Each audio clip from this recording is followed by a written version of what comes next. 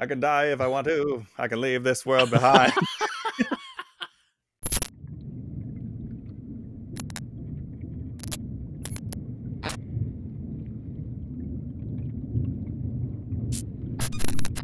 What's up? Welcome to the Experience Point. It's me again, and it's this guy again. We're doing another. I'm back again. You think I'm like a permanent co-host or something? I know you can't get rid of me, and I can't get rid of you. I can't quit you, Josh. I just can't quit you. We're doing another crossover thingamajig. So if you do not follow Still Loading on all of the podcast things, that's where you can get your audio nonsense. And if you are listening to nonsense, well, not nonsense. I'm just messing with you. All your video game needs in audio form, go listen to the Still Loading podcast. And if you like to watch, then you're probably here watching it on YouTube at the Experience Point. So we're going to talk about one of my very favorite games of all time, Halo Combat Evolved. And I'm very excited. So let's get into it.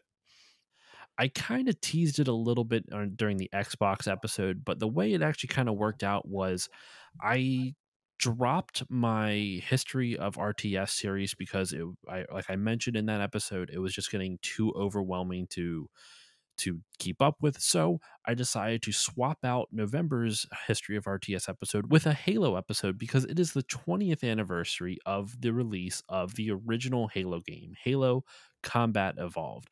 And with me, like in the Xbox episode, is my good old buddy, Andrew from the Experience Point. Andrew, how are you doing tonight? Master Chief. Oh, wait, actually, no, it's not. I need a weapon. I am doing fantastic because I am stoked to talk about some freaking Halo because if you watch the Xbox one then or listen to the Xbox, either or, whether you watch it over on the Experience Port or listen to it on the podcast feed, however you experience the Xbox episode, you'll hear me stifle every conversation about Halo because I was like, we kept being like, we're gonna save it for the Halo episode, we're gonna talk about Halo, we're gonna talk about Halo. This is one of my very favorite games of all time, so I'm super excited to be talking about it with you. Well, and I mentioned on that Xbox episode just a mere 2 episodes ago that we're going to have a whole bunch of people for this Halo episode. And wouldn't you know it, we couldn't get a single person who was free. To be fair, we were recording this a little last minute, but the reason we're recording it now is because there's only a couple weeks till this episode is due out. So I wanted to record it as soon as possible. But either way, we are here to talk about the original Halo, Halo Combat Evolved, developed by Bungie Game Studios, or just what is their official title? I think it's just published Bungie. by Microsoft Game Studios, just Bungie. Developed by Bungie. It was released on November 15th, 2001 for the original Xbox. And it was the system seller. It was the hottest game on the console and arguably the hottest game of that year, I would say, at least out of all the consoles. Halo took the world by storm. In my life, it took the world by storm. So yeah, we're going to get into the history in a little bit, but before we do that, Andrew, let's start off with what our earliest memories of Halo were. We're going to get into memories in general, but let's just stick to the first / earliest memory of Halo that you have, and then I'll tell you mine. So I forget if I told you about this on the Xbox episode, but if you did, you can repeat it. It's fine. Yeah. So my very first experience of Halo was I purchased an original, or I always want to say original. I think I did that in the Xbox episode too. An official Xbox magazine. And it was either that or Game Informer. I know it was a magazine of some kind. And I was just, combing through it for my cheat codes for whatever N64 games I was playing at the time or whatever. And I open up to this huge spread of this advertisement for Halo, and it's like it's a full magazine spread. So like both whole pages, it was like this dark. It was the level Halo, the second level of the game, but it was nighttime, and there was Master Chief on the side, and he's shooting at all these enemies, and there's all these they crammed every unit, every vehicle onto this ad, and I had never seen anything like it. And it was so colorful and so all the designs were iconic. Like his suit was super cool looking, and I was like, what is this? And it was graphics from the game. So I was like, this is amazing. And it just said like Halo Combat Evolved. And I was like, okay. And it's like only on Xbox. And I'm like, I guess I'm getting an Xbox because I was just blown away by the idea of it. And then there was a whole article of it and talking about, this upcoming shooter from Bungie called Halo. And there was more screenshots and just talking about how it was going to revolutionize gaming. And there's a lot of buzz about it. And I was instantly hooked. So that's when I started saving up for an Xbox, was when I saw that. And I think that leads you didn't tell that part of the story in the Xbox episode, but I believe that leads into your story of the on that you did tell on the Xbox episode about how you got Halo before you got an original Xbox, before you got the I Xbox, did. because you were worried it was going to sell out. Sell out. Little did you know it sold over it. 6.4 million units, so Yeah. it did sell. That's for damn sure. Yeah. So for me, my earliest memory of Halo was, I remember going to a family party. It was some type, I don't even remember what it was for. It was relatives that we barely saw, even though they lived just like 10, 15 minutes away. My family, there's no like drama or anything. It's just that my family ended up getting pretty big. So it got too much to like hold a huge event, because there would be like 50 people if that was the case. It was just way too much. So they split it up. And this was the side of the family that kind of went off and did their own thing. So we were related, but we didn't get to see each other all that often. And I remember the one cousin of mine, second cousin, third cousin, I don't know, it was some type of cousin, and he was definitely in college at the time, because I remember he lived down in the basement of his parents' house, and or maybe it was just after college, and he had this small little, I vividly remember this. I'm amazed I remember this. It was a very tiny room. He basically slept on a futon as his bed that you could turn into a couch, I guess. Nice. And he had his like TV set up, and he had like, it was like this bachelor's pad, as a younger kid, I'm like, this is fucking awesome. Like, who wouldn't want to live here? So he had an Xbox down there. He had an Xbox down there, and they were playing Halo multiplayer, and I had never played a game like this before. I had never seen multiplayer like this before. And I did play, GoldenEye and stuff like that, but this, you had a tank. You had tanks, you had these giant open field like battles. It was actually Blood Gulch was the first map that we were playing on. And I vividly remember Classic. like getting into a tank, driving the tank up to, like, I was like, maybe they won't see me if I hide this tank in the shadows. Just the ridiculousness of that sentence. But it worked. I got 5 kills. I would just snipe people with the giant tank shell, and they couldn't find where it was coming from, because we're all young and didn't quite understand how to play well just yet. And it took them a long time to find me, and I was hooked. I wanted Halo so bad. Ever since then, I was just so blown away by it. And that was my first experience with it, at a family party at this in this bachelor pad ass like area. A pad ass. I just realized that it kind of sounds, that's kind of funny.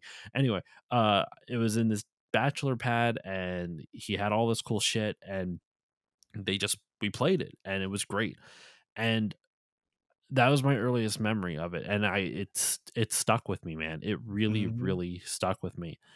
And as much as I don't keep up with the series now, I do think the series for a long while was the only popular FPS game that didn't end up falling into the whole military, let's have 4 different shades of, like, it was like the 50 Shades of Gray shooters, but in brown, 50 Shades of Brown. Right. Um, That's, I mean, when you get into like that was in Reach like was, the 360 and PS3 gen and like early yeah, PS4, but like it was still like the only popular series that didn't put itself into that genre. So I know that's not Halo Combat Evolved, but looking back on it now, it kind of means a lot that they kept that colorful aesthetic all these years later. Even though they still kept it realistic looking, it still was like bright and vivid, and it wasn't necessarily like, let's see all these different shades of gray and brown. brown. Yeah. They like, I mean, I think artistically they kind of lost that a little bit in 4 and 5, but it really seems like they're bringing it back for Infinite, which comes out next month, which I'm super stoked for. It seems like almost everything that they're doing, while keeping their own 343 spin on it, they are harkening back to what made Halo 1 super special, which we're obviously going to continue talking about, but like that feeling of wonder and like the sandbox of it all, and just the experience, and that famous like Bungie like 30-second loop of gameplay where it's like I think they said that's what they tried to build the game around, was like a 30-second loop of you build up, and it's like waves, like you build up and then it calms down, and you build up and it comes down. It's not just like Call of Duty like at 11 the entire game, which I've always loved about Halo, is the pacing and the atmosphere. I was actually trying to look up the 30-second thing. I remember learning about that, but I don't remember where anymore.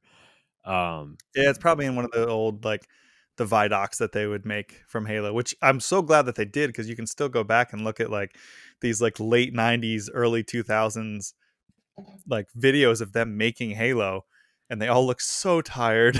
Like, I'm sure we'll talk about the Game crunch of the development development is of this game, but like, I mean, I oh don't know much about like the struggles that they went through in terms of development. I do know Bungie at the time was going through a lot of financial hardships when Halo was yeah. being developed.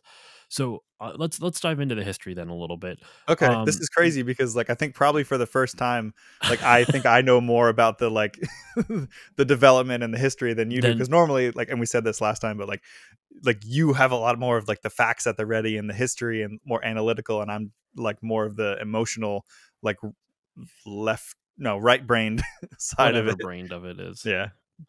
Well, so a lot of people don't know because Bungie became well known, broadly well known in the mainstream for Halo. But before Halo came out, they actually had 9 other games released. Mm-hmm. Sorry, I just lost breath there. I know, it's impressive.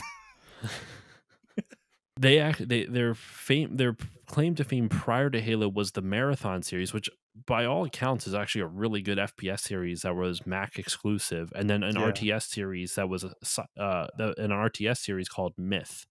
Yeah. And there was, I believe, 4.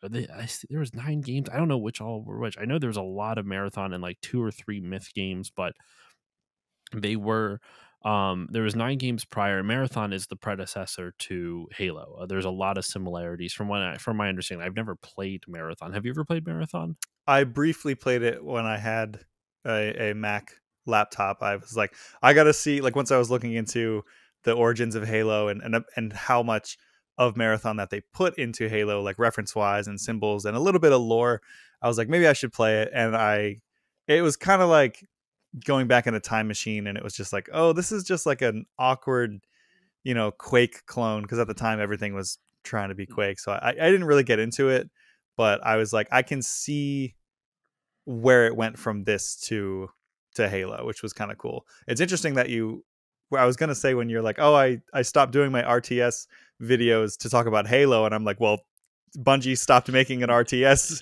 game and Yeah, instead to made it make an an FPS. yeah, it's a very it kind of fits in because Halo was originally supposed to be an RTS for Yeah, using the Myth engine, because Myth was like a medieval fantasy type of game, as far as I understand, at least.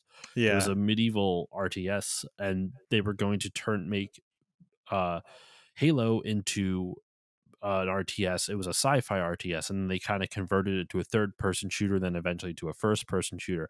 And they yeah, did obviously go back to their RTS roots with the Halo Wars games, which honestly, in all honesty, is surprising how, from my understanding, how good they are for a console RTS game, which is very difficult to pull off, from my yeah. understanding. It's a console RTS game, and it's an RTS game at all that I liked, so you know that it's good. I mean, I for forgot you all don't like argument's sake, I only RTSs. liked it because it's Halo, but it's basically like another StarCraft, because again, you have the 3 factions that are basically the same. Terrans, humans, the what the heck are the aliens Covenant, called the humans. in You have the Covenant, StarCraft? and then you have the Brutes. I don't know if the Brutes are part of the Covenant, but No, the no. Oh, Flood. Protoss. I'm thinking Oh, you're of thinking of StarCraft. StarCraft. Yes, So yeah, Protoss, Zerg, and Terran. it's Protoss, Zerg, and Terran, and then in Halo Wars you have the Covenant, the Flood, and humans. So, or the UNSC. But yeah, Wait, they could started you making actually it. control the Flood in that? Like, could you play as the Flood in I Halo don't know if Wars? you could. Maybe you could in multiplayer, but you come across them in the campaign, which is cool. Um, which is a little tease for another reason why Halo CE was so good, was that twist, like with the Flood. Mm-hmm. And But it. Sorry, finish what you were saying. oh, it's just they started to make this like sci-fi RTS game, and they kept like through development, like they kept bringing the camera closer and closer and closer because they're like, this is so cool and fun. We want to like experience it up close. And I think like I remember hearing like the turning point was as soon as, because they were like, everybody does the whole, you click on the units and you click where they want them to go, but they were like, what if you could just control them and you can zoom the camera in and control the little guys running around? And so they made this Master Chief's name before he had the name was just called Future Soldier. So you had this Future Soldier guy with this super ugly looking armor, which actually, funny enough, they just put into Halo, the Master Chief collection. You can Oh, get the really? armor for the Halo multiplayer now. You can they made the original Future Soldier from that early demo of Halo 1. Oh, You can that's put it on your awesome. guy in Master Chief collection, which is kind of funny. But they like, we're like, okay, so here's Future Soldier, and you're gonna drive the Jeep now. And they gave the Warthog, early Warthog at the time, the like The physics Puma, of if like, you watch Red vs. Blue. yeah, the Puma, well, like a Puma. And as soon as they were like, yep, you can get on the Warthog, you can drive around these hills, they were like, all right, we need to just make this a third person shooter game. And then the camera just kept getting closer and closer, and it became a first person shooter. And I mean, the vehicle sections are in third person, which is interesting Yeah. because a lot of FPSs would just have you still drive in first person. I'm glad they stuck with third person for the Oh, driving me segments. too. I think it works really well. Yeah, Uh, the iconic vehicle design makes it so that it would have been a huge waste if you couldn't see the like just the shapes of like the banshees and the ghosts, like the bubble thing with. all the vehicles are so like the design of this game is so well. I'm not even talking about Oh just my the god, game design, but the art direction of this game is just phenomenal. yeah, Like it's it still my favorite of the whole franchise. I mean, it really, if you, I feel like for a game to really be truly transcendent, a lot of stuff has to go right. And Mm, this game, we're going to get to all of it, of course. It has to have obviously good game design. It has to have a good story. It has to have good music, and it has to have good art direction. And this literally kills it on all fronts. yeah, Like 100%. I like people know the Halo song, even if you've never played Halo. Probably, Yeah. people know what Master Chief is and what he looks like because the design is so strong. Like you can picture him in your head. Like Hmm. it's just outstanding. So some more backstory. The game was originally revealed in in a Macworld conference, and it was actually announced by Steve Jobs. He brought Yep. on the devs, which was huge because Steve Jobs for a long while hated video games.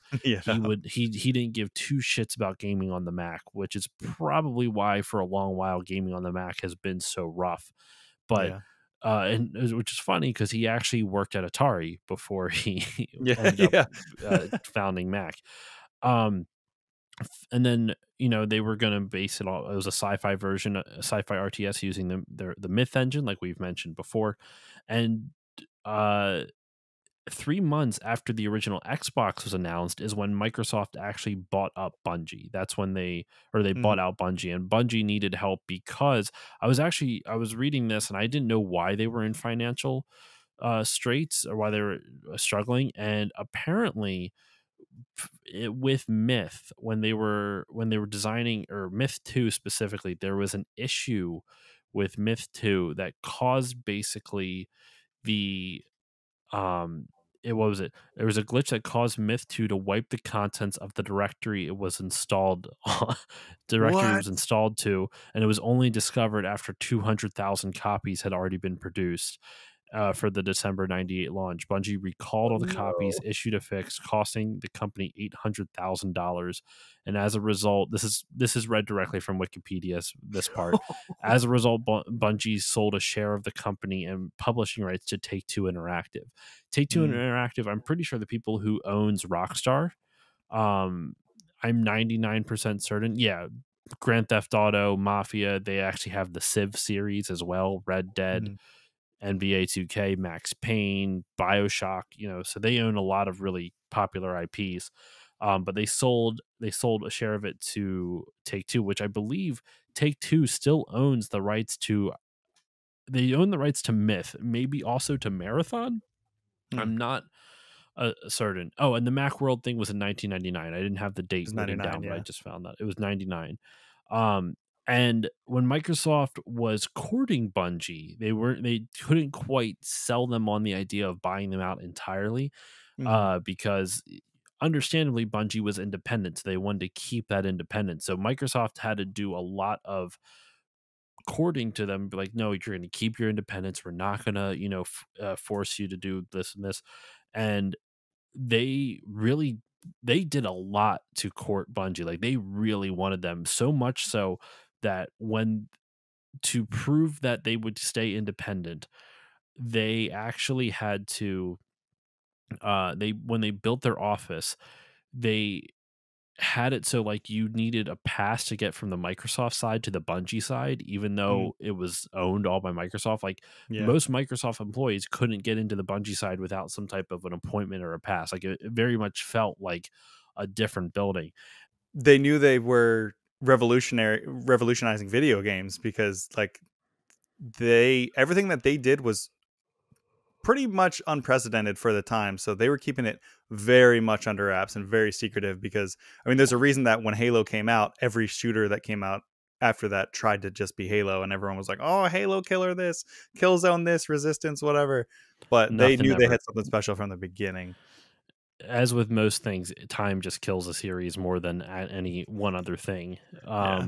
But with this though, what I think was the craziest thing, they bought them a bullpen style office so that way there wouldn't be like cubicle like these like individual offices and everyone would feel so isolated. They build it like a bullpen so it's a lot easier for people to interact with each other.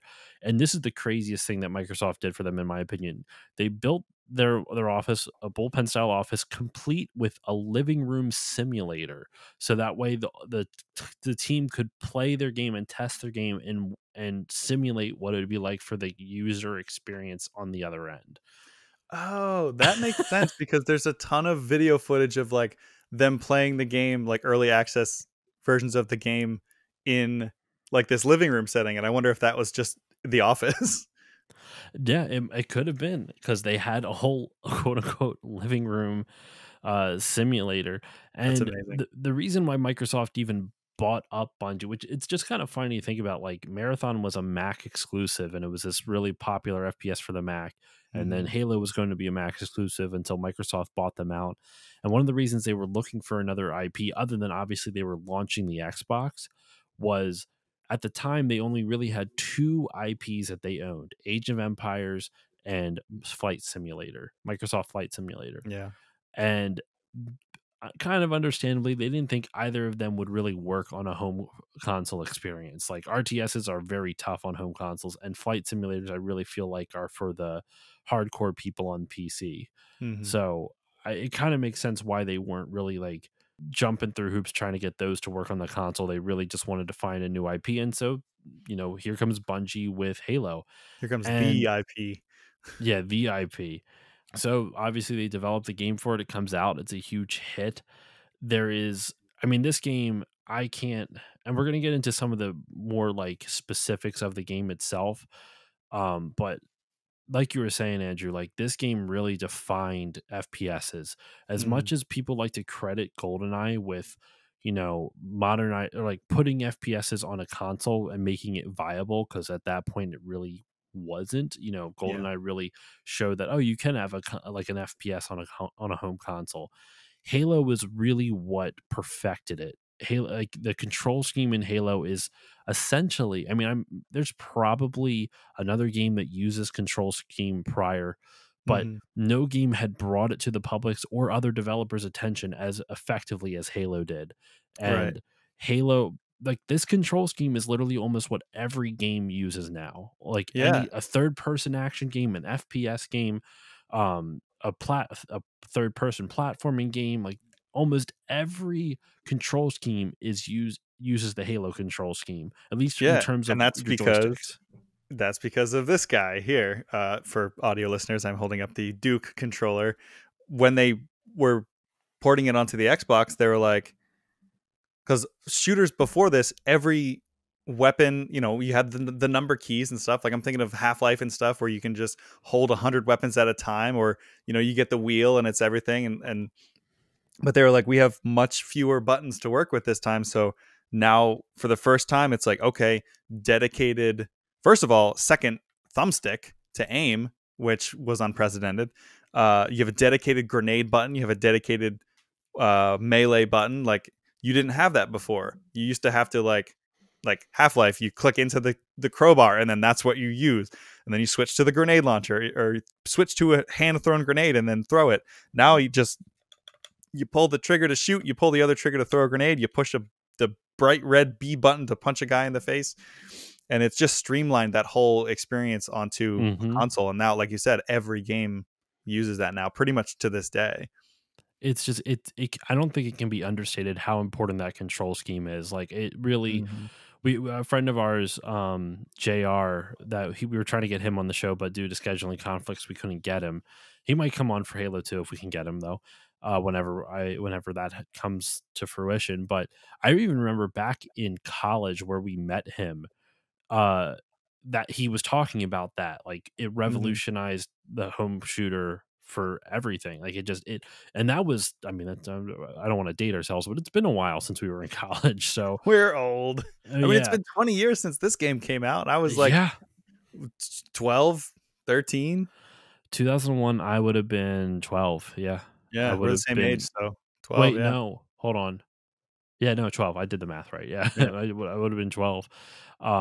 It's nuts, man. Like this game is so freaking important, and not just because it's a good game, but because it really it single-handedly made Microsoft a viable, like it made Xbox a viable platform. It's like the way Master Chief and Halo is as important to Microsoft as Mario is to Nintendo.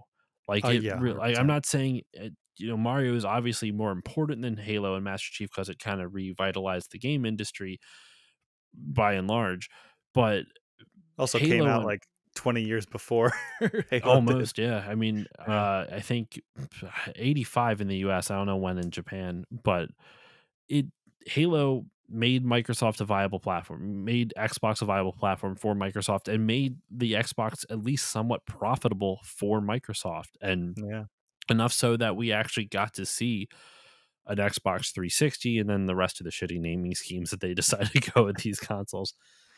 But and it's just incredible. So onto the game itself. I mean, are there any other bits of history? Because I let me see if I missed anything on my notes. I have a lot just talking about the games itself, like interesting things within the game itself. Microsoft is actually responsible for the name from Halo to Halo Combat Evolved. Bungie just wanted to call it Halo. Microsoft changed it to Combat Evolved to help it stand out from the glut of first-person shooters at the time, from the other military shooters. And it's weird, as much as I think Halo Combat Evolved is too clunky of a name, like just Halo would have been perfect. I think at the time, that was a smart choice. It was. It was a marketing choice. Having a name that's a single word that doesn't have anything to do with what the game actually is. Like, I mean, to the story of the game, yeah, but if you just were to call a game Halo with no context, and that's something that they ran into, they're like, nobody's gonna know what this is even about. So like, they throw on a subtitle, Combat Evolved, so it's easier to search for, and it's a whole marketing thing.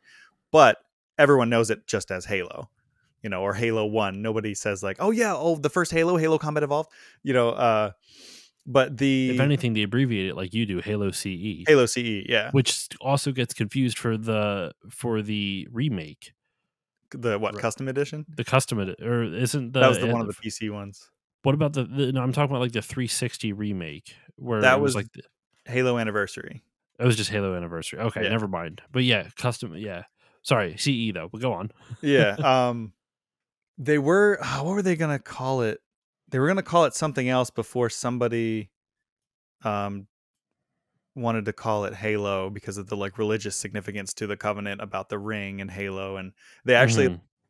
a lot of the Bungie guys thought it was like a little bit on the nose, but then it just ended up sticking, so they went with it, which was cool. I love that name because of the like religious undertones of the story, which is what makes part of the story so good. And honestly, like when you're saying like the games, good games have to have a good art style and story and whatever, like the Halo actually like is a story focused more so around the like setting. Like sure there's Master Chief and Cortana and Captain Keys and all the Oh, other, yeah, you're right. I agree with that 100%. but the setting itself is the story. Like this ring world and its significance, and the aliens are trying to the whole great journey thing and all of this Who whatever. were the Forerunners and why did they build the Halos, and Yeah. what the Covenant is a collection of aliens all bound under this religious fanaticism of finding these Halos. And well, the reality of it is that the Halos were built to eradicate the flood, but which we haven't got into in terms of the story yet. Yeah. We'll talk about the flood, but the flood are also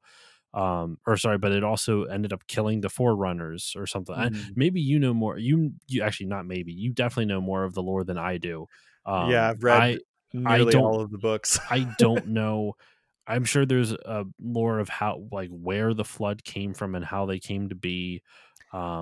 I And I'm could sure. take an hour specifically telling you exactly how they came to be, but you don't necessarily need to know that. And much like in Halo, or sorry, much like in when first Star Wars came out, Episode 4, there's all this backstory that you don't know, and it just makes the world feel that much richer. I'm glad it didn't start from the very beginning, and they don't spoon feed you the story, and they don't like hold your hand and say like, okay, now here's exactly what happens. Like it makes the world feel lived in and real, and like there's stuff that you just don't know about, and it adds to the mystery. And that's why I loved this game, because there was stuff that you don't know. Like the aliens all looked so alien, and the like there's a distinct look to all the weapons, and like I mean I could talk about the aesthetics like forever, but to go back quickly to the last little tidbit I have about the history was Marty O'Donnell, who did the music and the sound design and stuff, God, and I who love that song. basically just like uh, video games his like savior of the world. uh he came up with that like the chant in like 3 seconds in the car, like because Wow. yeah, because when I mean we can talk about like the crunch of like how they had to The most make the iconic, game. one of the most iconic songs of all time, and he came up with it in his car in like 3 minutes. That's Yeah, nuts. he was like well they everything was under such a crunch because when Microsoft bought them out, they're like, well, we need this by holiday this year. I think at the time, they only had like months to finish it, and so everything was like crunch, crunch, crunch, crunch, and that ended up influencing a lot of like the level design and stuff, which we'll also talk about. But yeah, I remember there's a video where he's talking about it, and he's like, yeah, I don't know if he was on the phone with somebody, but he was like, yeah, and then we can have like the strings come in and da, da, da. And then like I'm thinking like something like haunting and mysterious, like a choir, or like a like monks chanting or something, and they're just going like, oh, like, and he starts to sing it, and then whoever he was talking to was just like, that's amazing, like, can we use that? And he transcribed it into the what we know it as today, which is Wow. amazing that it kind of just came up on a whim, which just shows like his genius. I did see I did see I did find, sorry, two more little notes on the history real quick before we dive into the game and the story in earnest. They originally planned to have a weather system and indigenous life forms to flesh out the world. It basically seemed like Halo was going to be an open world game at one point in time, but Mhm. it ended up getting just too, understandably so, a little bit too much for the dev team to take, especially under the time crunch. There's going to be 25 missions originally, and Jeez. it got cut down to 10, most likely because of the crunch that you mentioned. Yeah. And the multiplayer didn't work until 5 weeks before launch. Yep, that was very much thrown in last second. That Um, is wild to me. yeah, That's just nuts to me to think that yeah, 5 weeks. That's because is that's kind of like what it's so weird how some of the most iconic multiplayer things almost seem like an afterthought at times, because in GoldenEye, I remember learning that the multiplayer in GoldenEye was literally done as an afterthought, like just Yeah. couple weeks before it was supposed to launch, and even the higher ups at like Nintendo or whatever didn't even know they were putting it in there or something like that. Like it was a love project by the devs, and it just kind of worked out. And Yeah, it's and they nuts added that in they added in all the previous bonds and all the characters and likenesses from the movies only to find out like, "Hey, we don't have the license for that, so you gotta take all that stuff out." Yep, yep. So Uh, it's just nuts to me to think that these iconic shooters, the multiplayer, which is arguably what people remember the most about them. mhm. But Halo, you could argue the story is pretty is well, it's not pretty, it's very iconic, but um no one remembers GoldenEye for its story. They remember it for its multiplayer. Right, People yeah, remember Halo for both, like, for both the exactly. story and multiplayer. But Yeah, it's just funny to me that these two iconic multiplayer games were afterthoughts. The multiplayer was an afterthought, basically, yeah, or it was like a last minute thing they got it to work. It's nuts. and most games of that era did that very same thing and just tack on a multiplayer because of Halo, and it sucks. So, like, Hmm. it was a lightning in a bottle thing that it was actually fun, and they managed to put in a ton of, like, different modes and stuff, and, like, the capture the flag, and, like, I think Juggernaut was part of Halo 1. I don't Um, remember if it was or not. It might have been. yeah, but, like, capture the or King of the Hill, Oddball even, like, all these fun little modes, on what was basically just like, "Yeah, let's throw this into and see if anybody anybody likes it." Moving on to the story now. So I'm gonna kind of do a basic overview of the story of the first game, but then we're gonna kind of go into some more specifics. But the basic overview of the first game, just so people can get an idea, and we're not just going into nitty gritty after nitty gritty detail, is I will try to you contain myself. you start out on this ship called the Pillar of Autumn, which Master Chief, who's your main character, he's a Spartan. We'll get into all the lore, but you're a super soldier. That's all you got to Don't you know. mean future soldier? Future soldier. And it crashes on, basically, they come out of hyperspace and they're being attacked by Covenant, I believe, right? And they get shot down onto the Yes, Halo. but it's actually called slip space, not Oh hyperspace. my god, I'm just joking. dude. But anyway, so slip space, and they crash on Halo, which was had previously been undiscovered, and Halo is literally just a ring. Like, it from the outside, it just looks like this metal ring, but on the inside, like on the inside band of the ring, Mhm. it's completely terraformed, and there's like creatures, and it looks like Earth. It looks like this completely natural world, and that's such a cool idea. Like, it's so sci-fi, Yeah. it's great. And they crash on it. The You find out that the Covenant, who is a group of a group of races, of different alien races, all come together under this one religious banner called the Covenant. Crash land Oh, on this Earth, on this ring, and the humans are at war with the Covenant, and you don't really know why yet in this game. You obviously find out later through other stories. Sorry, what were you going to say? that's what it was gonna be called. It was gonna be called Covenant, and That's a then cool name too. yeah, but then they renamed it Halo, but they still kept Covenant as the name of the alien race, which I thought was cool. Or not That's just a alien race, but the But alien, the conglomeration of yeah. those alien races. And you find out that the Covenant, this is like their holy artifact that they've been searching for years and decades, and they just finally found. And the humans are just like, we have no idea what this is. So through Mhm. investigation, you find out that Halo is a weapon, and on this ring is this race of aliens, different aliens separate from the Covenant, called the Flood, which are parasitic aliens that Mhm. infect their hosts and take over their body, and then and you find out, you don't find out in this game, but you find out later, there's a hive mind, and it kind of controls all of the Flood. And the Covenant wants, obviously you have the war between humans and Covenant, but the Covenant wants to save this ring, and humans just want to destroy it. They want to they don't want them to, because one, they don't want the Covenant to use the ring, because it will not only kill them and the Covenant, but it'll kill all life in this galaxy, as well as the Flood. So the humans decide they need to stop the Covenant from using the ring, and also they need to blow up the ring so the Flood can't get off and then infect other homeworlds. And essentially they succeed, and that's a really boiled down version of the plot of this game. Like there's a lot of stuff that happens. Am I missing anything from that really boiled down version, Andrew? I will try really hard not to like correct things that you've may have said incorrectly, but it's all very nitpicky. But that's basically the entire game in the nutshell. Yeah. Now, with that nitpicky stuff, what did I get wrong, just for the listeners? So the Halo rings, which you don't find out. You don't know there's more of in the first game. Yeah, I don't think you find out until the second one that there's more than one. But or maybe you do in the first one, I'm not sure. But they don't kill the flood. They kill any organic material. So basically it starves the flood to death. So it doesn't kill the flood. Like Cortana says in the game, like, this doesn't kill the flood. It kills their food, which is everything. So like any organic material, like it just wipes out. So then they start. That's even more horrific. Right? I know. It's so metal. It's not even like, oh, we're going to sacrifice ourselves to take.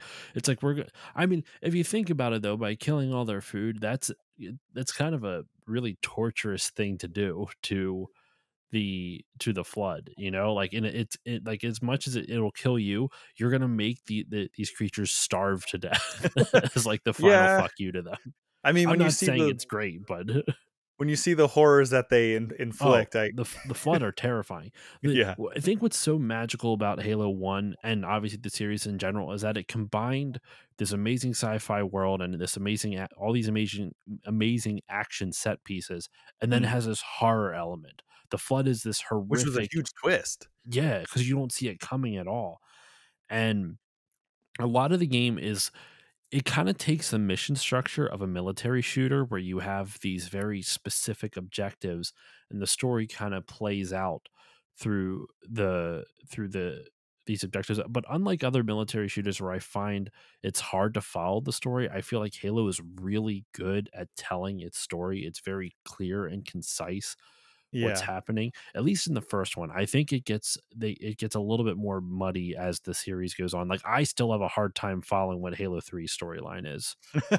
Every time I try to play it, I'm like, I don't know what the fuck's happening right now.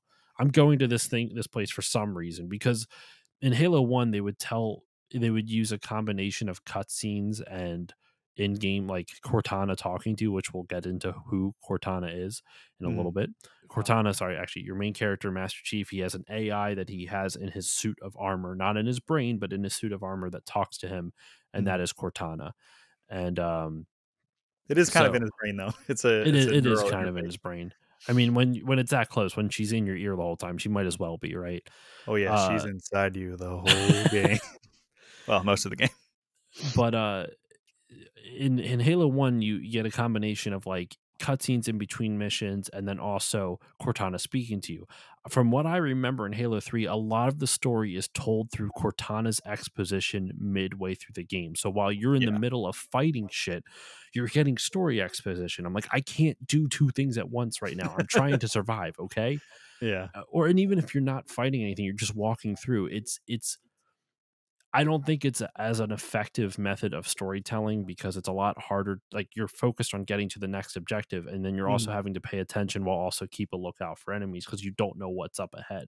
Yeah. So I personally did not like the storytelling as the series went on, but Halo 4 actually we're really loving. That's the best thing about Halo 4 is the story. The story in Halo 4 is amazing. Yeah. But Halo 1, I think, tells the story really efficiently and really well, and it's a very clear and concise story, and it's just really well executed, in my opinion, at least. Yeah. So I'm gonna like go off for a second, but like what I think my favorite, I was thinking about this earlier today and like how to concisely put why I think this game story wise and even from a mechanical standpoint is so special and so impactful is because it seems like they did everything with purpose and intent. Like there is a reason that they don't just drop you into this like big open world. It's not an open world game, but like this huge, there's a reason why the Pillar of Autumn level happens first and then the level Halo. You don't even get onto the ring world until the second level. Like most games like of that era was just like drop you in. You're going to see everything at once. It's going to be like, total sensory overload. They purposefully like the Pillar of Autumn level when you're on the ship. You get Cortana in the chip, and he's like, captain's like, get Cortana out of here. If they get hands on her, it's just if they're gonna find out where Earth is. So you got a GTFO, and we're gonna crash on this ring that we found. You're Mm-hmm. going through like what effectively is a tutorial level. Like you're learning how to do things. You don't even Jumping and have a crouching weapon. and shooting and looking around. Well, you actually, yeah, but you don't even have a weapon for like the first like bit of the game. You're on this, You're right. You're right. there's all these tight corridors. You're just running around. Like the aliens are coming in. You're getting glimpses of them, and they're killing people. And like soldiers are like, "Follow me. We got to get to the bridge, whatever." And and then when you finally get guns, it like opens up a little more, and then there's like the cafeteria part, and you're like, okay, shoot these aliens now. And then you progress, and it's tight corridors, and it's dark, and stuff's blowing up, and it's like intense. And then you get to like a door that you have to bash in, and then it tells you that's how you do the melee. And then there's an elite like standing with his back to you, and you're like, okay, if I bash this guy in the back, then that's how it tells you, oh, you can do one hit kills on enemies if you punch him in the back of the head. Mm-hmm. And then you get up, and there's like, then there's grenades, and then there's like, They it just keep just it adding new teaches you. mechanics on Yeah, throughout the level, and it's not just thrown all at you all at once. right. And then but it's very constricting, and you're in these tight hallways, these very human hallways, and you get on the escape ship, and it blows away, and then you see the main ship crashing in front of you onto the Halo, and then the lifeboat crashes, and the next level opens up, and you're still in this very tight corridor of the drop pod, and everyone's dead, and you come out, and like the sun is like shining through the trees, and you see the curvature of the Halo going up in the Mm-hmm. sky. That opening visual is Oh, stunning. yeah. I was like blown away. Like 12-year-old me was just like jaw on the ground. Like I've never seen anything like this. And everything feels so alien. And you don't like there's It's the most bizarre combination of feeling at home because you see you see trees and waterfalls and nature, but Mhm. then you just see space and this ring jutting up into it, and it's just Yeah. this very bizarrely juxtaposed emotions where it's like this is familiar but foreign all at the same Yeah. time. And the weird like foreigner structures, like big angular, like shooting these like beams into the sky, and you're like, what is that?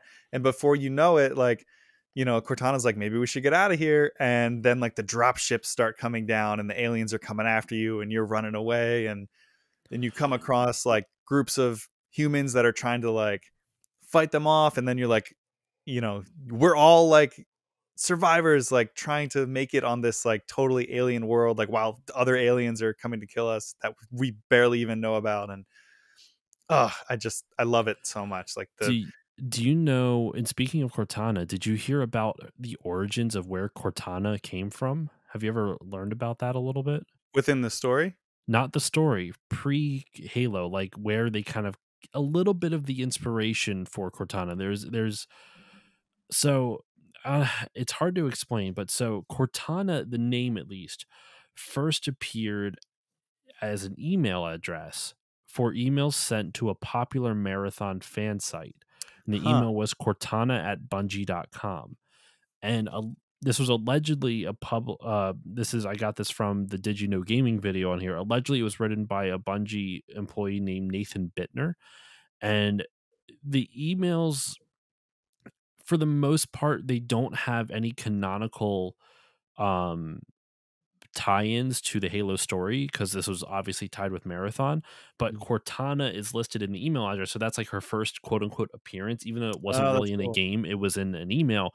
But the emails, I mean, I'd have to look them up, but they seem really cryptic because in the trailer for Halo 3, um, I forget what the thing is, but there's a line at the end of the trailer for Halo 3 that's directly taken from one of the emails that Cortana, quote unquote, sent This is how to the world ends. This Is How the World Ends. Yeah. Yeah. Um that was taken directly from it. So from what they said on the video, none of the stuff in those Cortana emails are considered Halo canon except for when it appears in the Halo games. Yeah. Because otherwise there's no tie in. Like there's no way to tie them in. So I mean that's the fan like accepted version of it, but Yeah. I found that super interesting. And if you know if the line is this is the way the world ends, which I'm amazed you remember. Once again, you're a Halo fanatic, so I guess It's I'm not all up there. surprised. It's a good. I mean, it's a great. It's a that trailer. I totally see why it blew people away when Halo Oh 3 my was god. announced. That But announced trailer and the one trailer that starts with it's implied to be Master Chief as a kid talking to another kid and they're looking at the stars and he's like, mhm, you know, who do you think that anyone's up there? Do you think we'll ever meet them? And then it echoes again and it's like, you think we'll ever meet them? And it's the Master Chief like holding the helmet and he puts it on and like stuff's blowing up around him. I remember That that's a good trailer. I That's a have real. chills just talking about it. Like that's maybe my favorite video game trailer of all time. I really think Halo more than any other series in the like it, the pop culture surrounding it outside of the game is just really well done. Like even like that Forward Unto Dawn series that came Oh out my god. before Halo 4, that was a great I showed my wife that, and like I've said before, she's not a gamer and she really liked the show. It's a Yeah. really good It show. was great. And like Nightfall was great too. I don't know if you watched that one. That was one that they did before I did 5. It kind of not. is an origin story of the one main character of 5. That was really good. The books, I mean, I love Halo, but like there's a reason that I read all the books too or listen to them. I do the audiobooks. I read The Fall of Reach, which It's I great. it's a good book. It's a They're really good all like story. I've been burning through a lot of them to try to catch up because some of them are like leading into Infinite lately. So I'm like going hardcore listening to a lot of them, but like what they tie into, like there's still stuff that they're tying into like pre like Halo CE era like storylines, and like the lore has become so much like Star Wars. The universe has become so rich with all these stories that came from just this one little game that they didn't even think was going to be that big, and look at it now 20 years later. There's a benefit to writing stories as very open and generic to start off because it leaves you a lot of room for expanding upon it, and it lets people do creative things within the limitations that you've set for this world. Even though there may be broad limitations, there's still some limitations that they can then set. But yeah, man, this game is just the story is just incredible because after you land on Halo, I believe one of the first missions that you have to find. Well, first you have to rescue. I don't know if we're going to go mission by mission, but I believe in that first like mission 2, after you get off the Pillar of Autumn, you have to rescue a bunch of other Marines. Mhm. You have to travel around to different drop sites. And I remember when I was playing this game, one of the things that people were telling me is that the missions for Halo were really long, and they for that time those were long missions. Yeah, that they in they particular lasted, too. some of them lasted 20-30 minutes, probably longer. Some of them were At like 40 least. minutes. Yeah, because that one you have to go to the 3 distinct spots, which again just adds to the like the openness of like you're in those tight corridors in the first level, and then this one opens up onto this alien world, and it's like basically go explore. Like there's no like now every game has like the kill zone that you can't go through, and it's like return to the battlefield in 10 seconds or you just mysteriously die. This game is just like if you want to jump off that cliff, go ahead, you're gonna die, but and it's just like They go, designed like the you want to. world in such a clear way that when you go out of the bounds of where you're not supposed to go, they will kill you, but it's not some bullshit thing of like you're leaving the battle. It's like, oh, here's a cliff, or Right. here's water that you'll drown in, or Yeah, yeah. something like that. It's really well overall, like the layout of the level design is super Mhm. well done. And I'm always a fan of that. I always hate it when games like it's like, it's what is it? Like especially like post-apocalyptic ones where it's like, "Oh, this is a radiation field over here." I'm like, "Oh, okay, so you just didn't program it and everything." Like at least put a There's just a wall there. convenient like Yeah, field that you can't go through. Yeah. exactly, right? It's not, and it's interesting because Halo is such a linear game, but I've never played a linear game that feels so open. Yeah. It's not an open world game by any stretch. It's very, very linear, but for some reason they just designed it so well where it doesn't feel that way. You still feel like this is a world that you can explore and you can search around. Yeah. But Because it once doesn't you feel like a level of a video game. It feels like Mhm. you're dropped onto this actual world. It Oh, hang still on a second. kind of feels that way. Like I go back and play it periodically, and that first level still feels like it doesn't feel like a level. It feels just like this is the next thing I got to do. But yeah, so you rescue all of those all the different squads of Marines, which you could do in any order, which was really cool because not a lot of games allowed that type of freedom, I guess, or like Mhm. the type of variability. But once you do, you're supposed to then go rescue Commander Keys, I believe, right? Captain Keys. Captain Keys. Sorry, his daughter Miranda is Commander Keys. You meet her in the second game, Yeah. and but you Captain Keys, and you rescue him, but I believe it's not then, it's later on he does get killed by the flood, right? Yeah. I don't remember if it's I don't think it's there. I think it's later on. It's later. Yeah. He gets That's assimilated. that's what I thought. So you rescue uh Captain Keys, and then you end up going to find it's one of the coolest missions because it's also where you first meet the hunters, the silent cartographer, which what a fucking Yes. great name for a mission. Right. Oh my gosh, it's just so evocative. It's It's so also like good. maybe the most Halo mission. Like I think of like what's a mission in Halo that's like in all of the Halos that's just like you pick one level to show somebody Halo for the first time, and like I would say probably either Halo the level or Silent Cartographer, because it opens up with you're coming down on the dropship and there's already a battle raging, and there's the aliens fighting the Marines. You rescue the Marines. There's driving sections, there's indoor sections, outdoor sections, there's the beach and the rocks and trees, and like there's well, like you said, you see the hunters for the first time. So do we want to talk about like the different alien, I guess, units?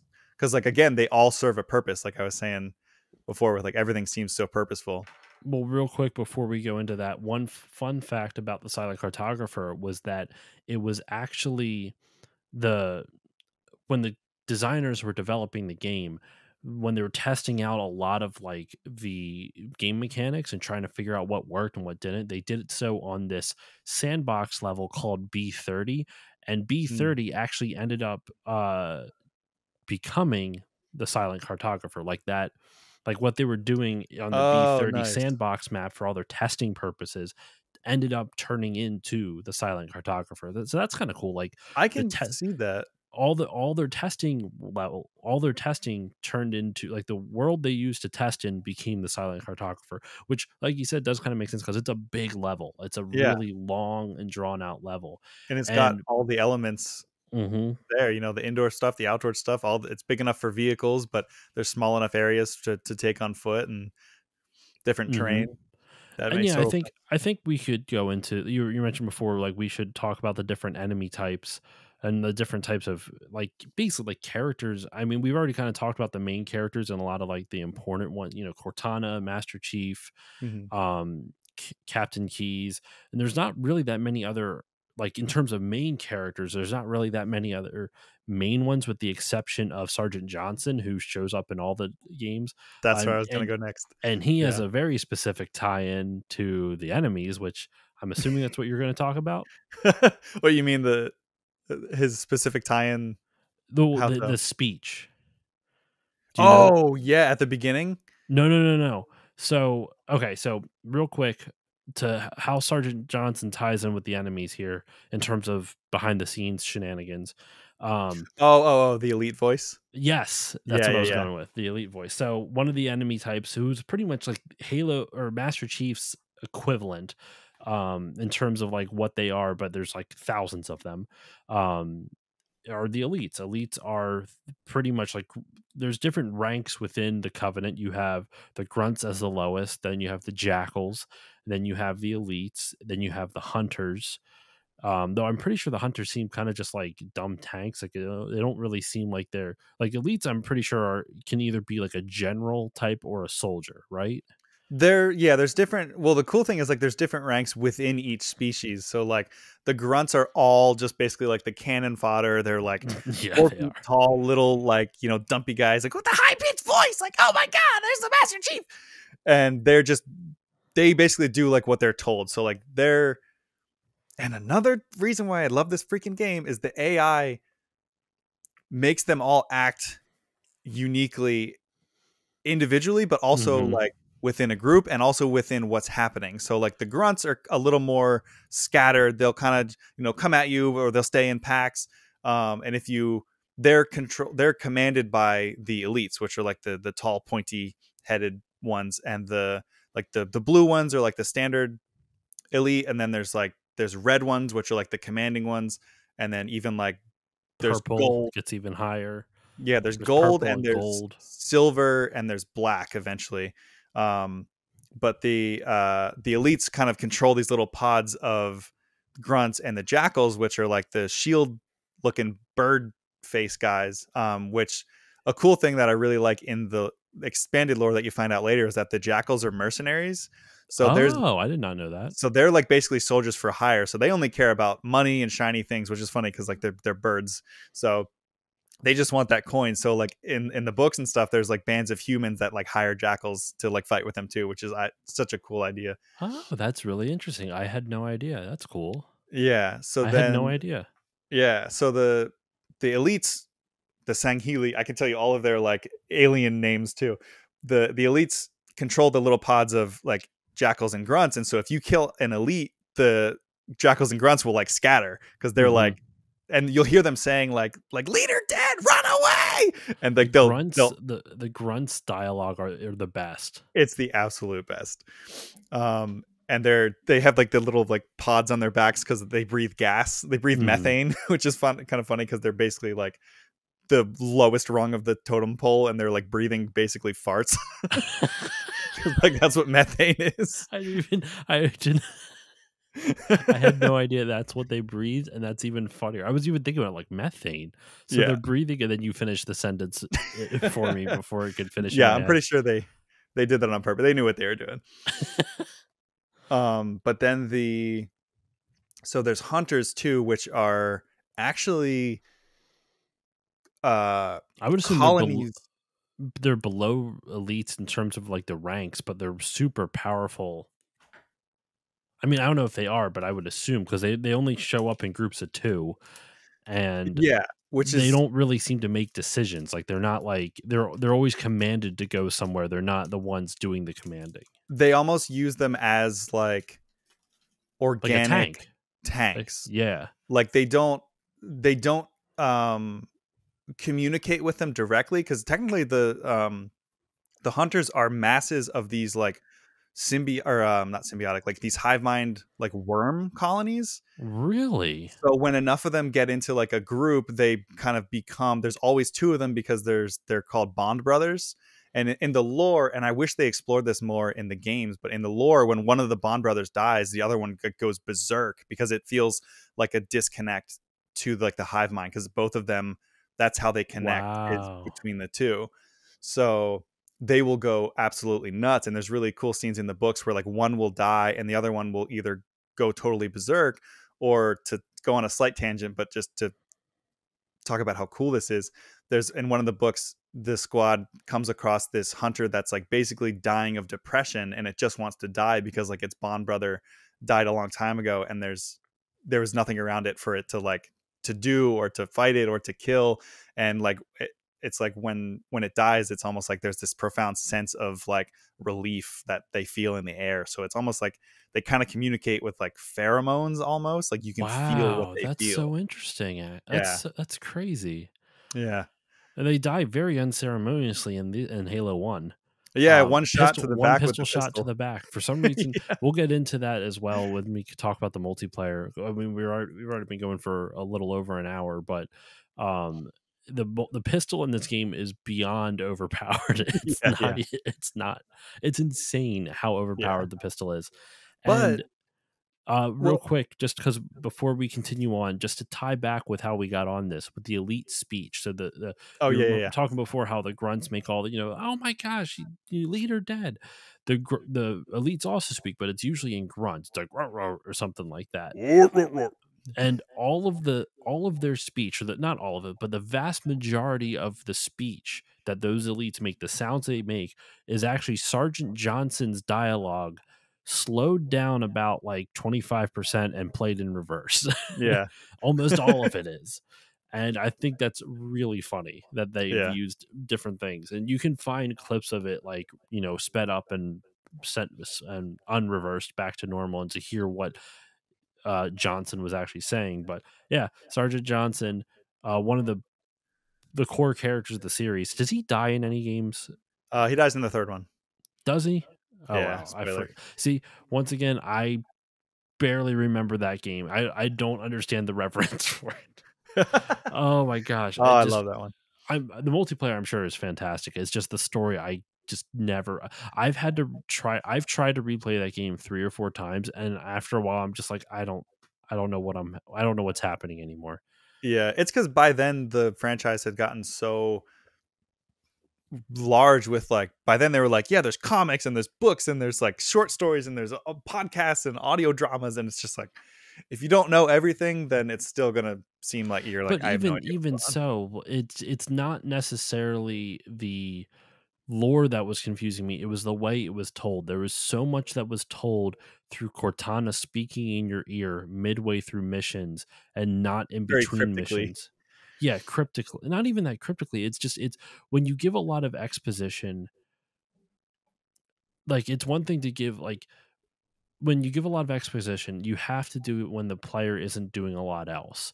But it was always all the exposition was happening mid mission, somewhere during the course of the mission, not when I'm watching a cutscene, or not when, like like BioShock, when what they do in those is that they give you a tape recording that you have to actively press. So when you're actively pressing it, you're Yeah. finding a spot to stop and listen to it, versus it just showing up on, like, just happening to you. But anyway, so yeah, so sorry, that was a bit of a tangent, but Sergeant You're good. Johnson, um one of the best characters in the game series, and I just find that funny. And so, but some of the other villains in the first game, you don't meet brutes in this first game. You don't meet brutes until the second game, which Right. that's a really cool plot point in the second game, from what I Yeah. remember. So, but what else? I cut you off before when I talked about Sergeant Johnson's speech thing. What was the other thing you were going to say, or did I Well, I thought trail you too were far off? no, no, no. I thought you were referencing the speech that he gives in the beginning of the game when he's talking to um the Marines, which, by the way, that whole his character entirely and almost all of the human stuff is directly, like, to a T, directly ripped off of Aliens, like the movie Aliens. Like, if you've ever seen, like, there's like the, gruff black drill sergeant type commander guy who's just like, come on, you want to live forever, let's go. But he gives a speech in the beginning of the game that gets more more and more absurd the higher your difficulty is. Oh, really? Yeah, yeah, it's I really never funny. So, noticed like, that. Okay. when you play on like easy or normal, he's, saying I wish I knew them all, by heart, but he basically says, like, oh, these alien bastards, we're gonna kill them and take them back to where they came from. And then if you play on legendary, he says like stuff like, we are gonna rip out their entrails and jump rope with them. Like, am I right, Marines? That is a really fun little Easter egg for Yeah, players who, like, replay the game on different difficulties. That's really cool. Actually, I had no yeah. idea. That's really and funny. and he has a very funny and memorable moment at the very end of the game when you beat it on legendary. If Do you know what that is? Uh, no. Uh, well, should I jump to the end of the game and just?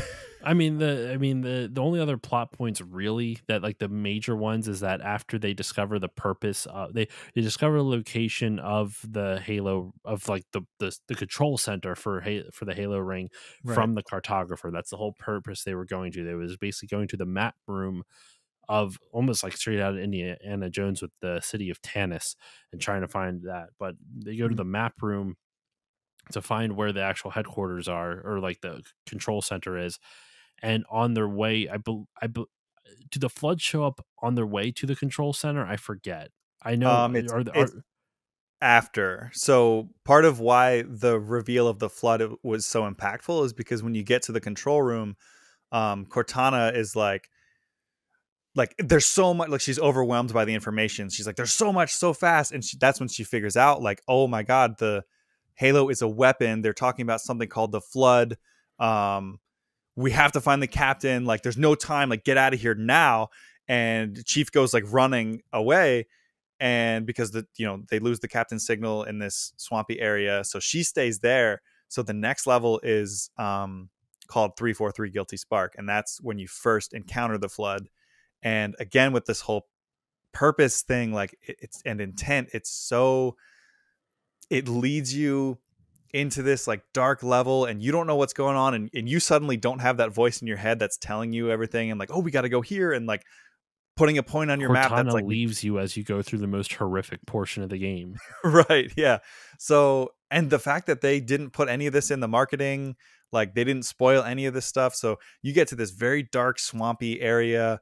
The music is very like moody and sometimes not non-existent, and it's just like you're finding little pockets of Covenant, but like they're freaking out and they're running in all directions, and they'll be dead, and you'll see like shapes and stuff moving like on the horizon, and Mm-hmm. you get to this compound or little area, and you hear like gunshots and stuff blowing up, and when you get there, like everybody's dead. There's dead humans, there's dead Covenant, and you go down that creepy elevator into this dark, like there's this dark like I guess base, or it's a containment area, like, which you Yeah. find out later, but like stuff just doesn't seem right. There's like blinking lights like irregularly, like stuff is busted up, there's blood everywhere, and you get down to this door, and you hack it open, or no, it just opens on its own, and the soldier falls out, and you view his like um His video, his like what video he from saw. his, Yeah. yeah, all the Marines have like the Dragon Ball Z like little screen over the eye. It's over 9,000. It's over 9,000 flood. And Definitely. for sure. There's so many and, of them.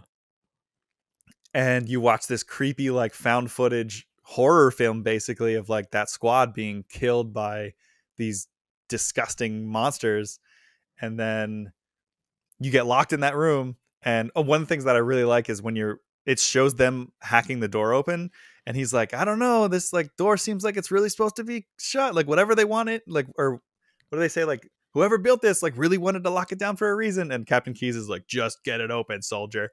And they do, and he's like, all right. And they do, and they get in, and all these parasitic things come out, and then you're locked in that room, and you realize like, okay, this wasn't that long ago. And then the doors bust open, and all the little creepy parasitic pod Mm-hmm. form, or what are they called, spores, are just coming at you like in waves, and you're like, what is this thing? And it suddenly changes the whole game It goes from an action game to a horror action game. basically. And then And like, it's a huge tonal shift, but it pulls it off super well. yeah, there's like I forgot to mention, like when you're going down to this area, there's like goop like dripping from the walls and ceilings and stuff, and you're like, what is going on? And you find that one Marine who's like freaking out, and he's like shooting at you, and he's like, stay back, you're not going to turn me into one of those things. And you're just like, what is going on here? But then like my favorite, like the most iconic moment to me of that is you don't have Cortana anymore, so she can't really tell you like what you need to do, but your objective just updates to survive. It's And so it's just good. like, oh. So then you kill all the little things, and then the other doors bust in, and then you have something I noticed very recently actually was when you're coming down into that area, you pass a bunch of dead bodies, like I mentioned. Then the doors bust open, and the tall, like humanoid flood forms come in, and they're like flailing wildly at you and just trying to like get at you. And you're basically playing a zombie survival game now. You get the shotgun, which is like the best weapon in the The game best besides the pistol, again, best weapon against the flood by far. for sure. And you're just like boom, boom, boom, just like mowing through these guys. And I realized recently, last time I played it, which was probably like within this year, I think, because I played all of them again to get ready for Infinite. But I noticed this time when you come back up from that containment room, all the dead bodies that you pass are gone because they've been turned. Yeah. Oh wow. And that's one mechanic that you had not really seen in other games. At least you know what, I shouldn't say that. I don't know for certain, but it was new to me at the time Yeah, of that when you kill a flood, if you kill like one of the humanoid floods, one of the little spores will crawl back into it and take over the body again. Like even if they're already been converted into a flood form of the human, yeah, a new parasite will go in and take over the body again. And yeah. That's something I think that it's didn't terrifying. It's terrifying to watch because the body uh, starts convulsing and contorting and contorting. but The only way you can really kill it is by literally blowing it apart. And I rem- destroying. and it's disgusting, especially in Halo 2 where the graphics got a little bit I was better gonna because say 2 and 3. They're because extra you could, gross. if you shot a dude's arm off, you would literally see the tendrils of the flood like that took over its body, Yeah, just just like still wiggling a little bit, just like trying to get at you. It's horrifying. yeah, and even in Halo 1, like there was still some level of something doesn't seem right about these enemies because they're not just, like damaged sponges. Like you have to shoot their arms off so that they can't attack you with their like whip things, and you can blow their heads off and stuff, and they'll fall over and just get right back up. And you can like melee them too forever, and you will not kill them by meleeing. It takes like 100 hits It's because terrifying.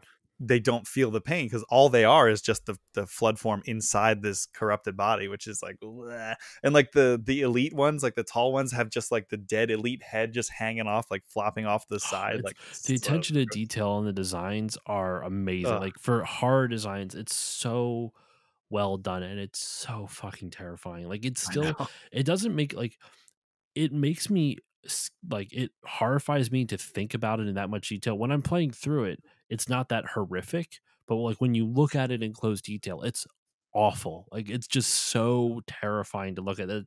I remember it freaked me out so bad because just the idea of like a tendril crawling through my arm to like take over my body, like oh my god, Yeah. it's So, terrifying. and you're down in this locked room with these things that you've never even seen and were not expecting, and suddenly it's a fight for your life while these things are chasing you. And I also like the progression of they start to learn how to use weapons through the course of this level, because when you first Hmm. meet them they're just jumping at you and slashing at your face, and then you go up this elevator where there's a bunch of like dead marines and not just Yep. covenant and stuff, and then they're shooting their marines like weapons, like but very awkwardly, like they're Yeah. kind of walking towards you and like they'll fire off a few shots, like they're obviously not, like you see the progression of them learning to use more weapons over time, which is just genius and terrifying.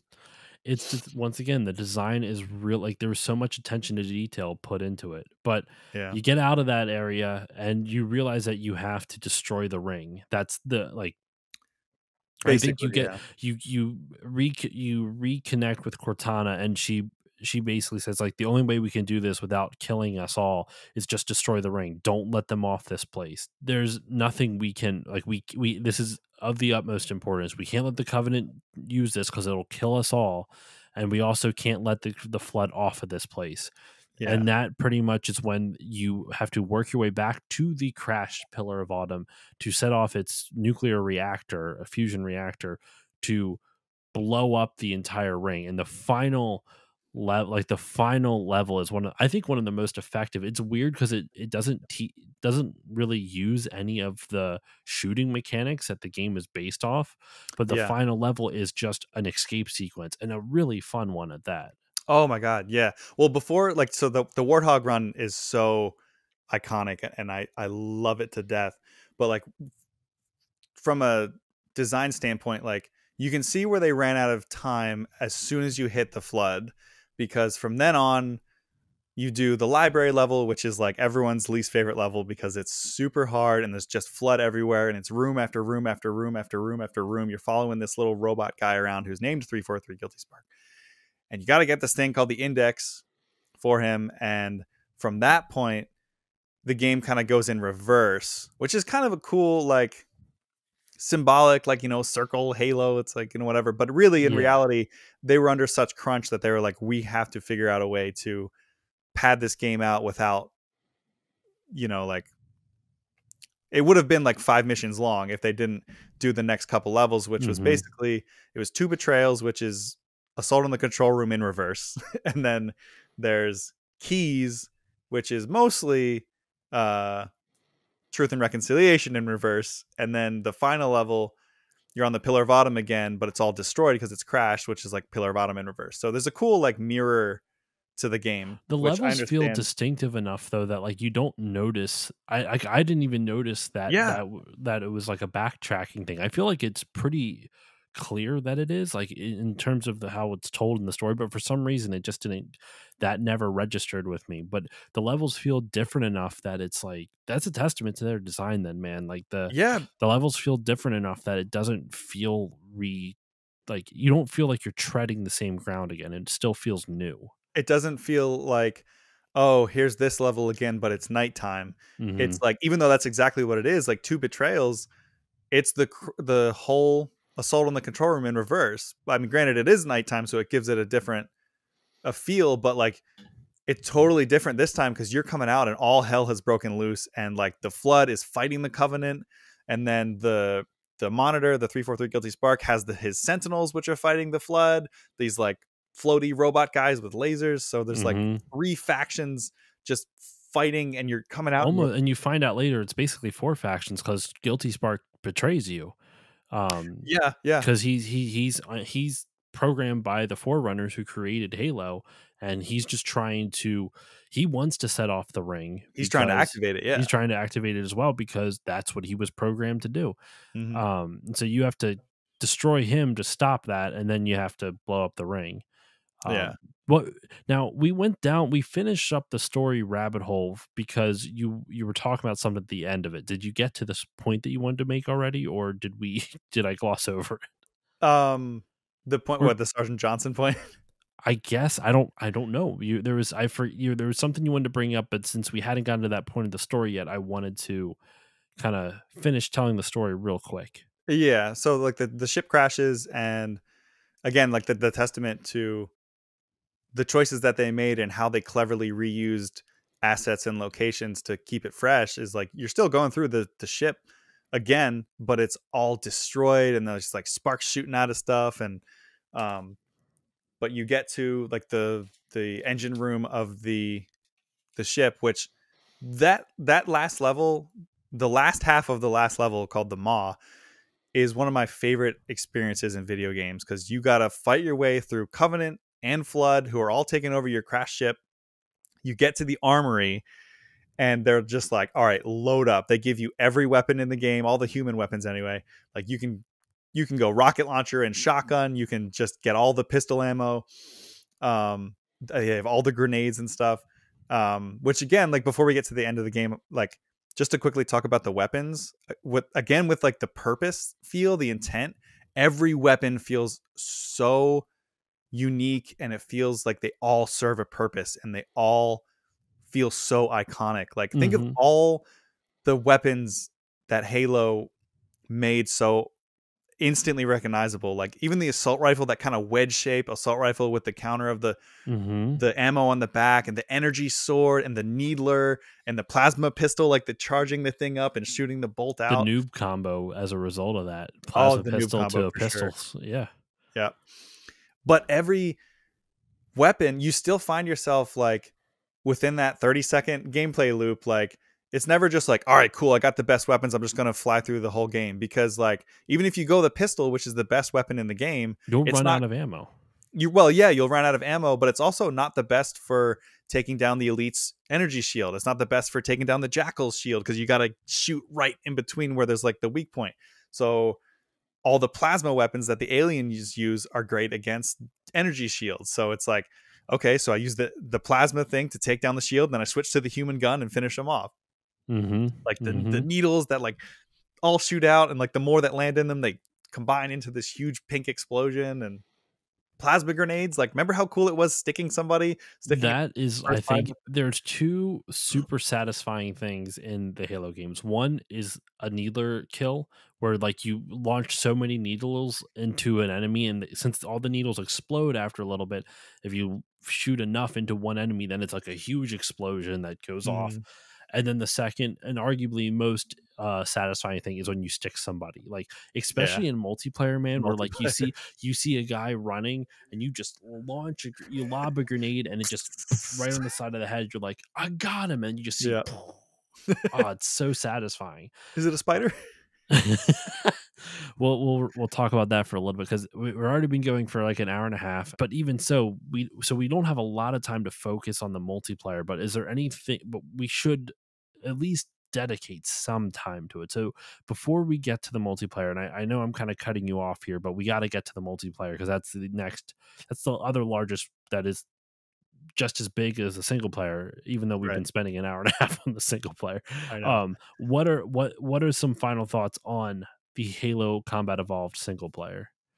Well, just to round out the whole campaign experience, like to finish up the story of the last level, you load up on all the weapons, and then Cortana's like, all right, we gotta blow this place up. So then you have to you open the fusion coils, you throw a grenade in there, you fire a rocket, stuff starts blowing up, the place is falling apart, and you take this elevator up, and you call to your ship like, we need evac now, and they're like, okay, we're coming to get you. And then the Warthog run, that iconic end of the level, you're driving the Warthog down the length of this very long and strangely designed ship, but you're jumping over stuff in the Jeep, and like stuff's blowing up, and still there is a battle going on, and all the Flood are fighting the aliens and the lasers and stuff everywhere, and there's a countdown timer, and it's like, you've got to get to where the ship is picking you up.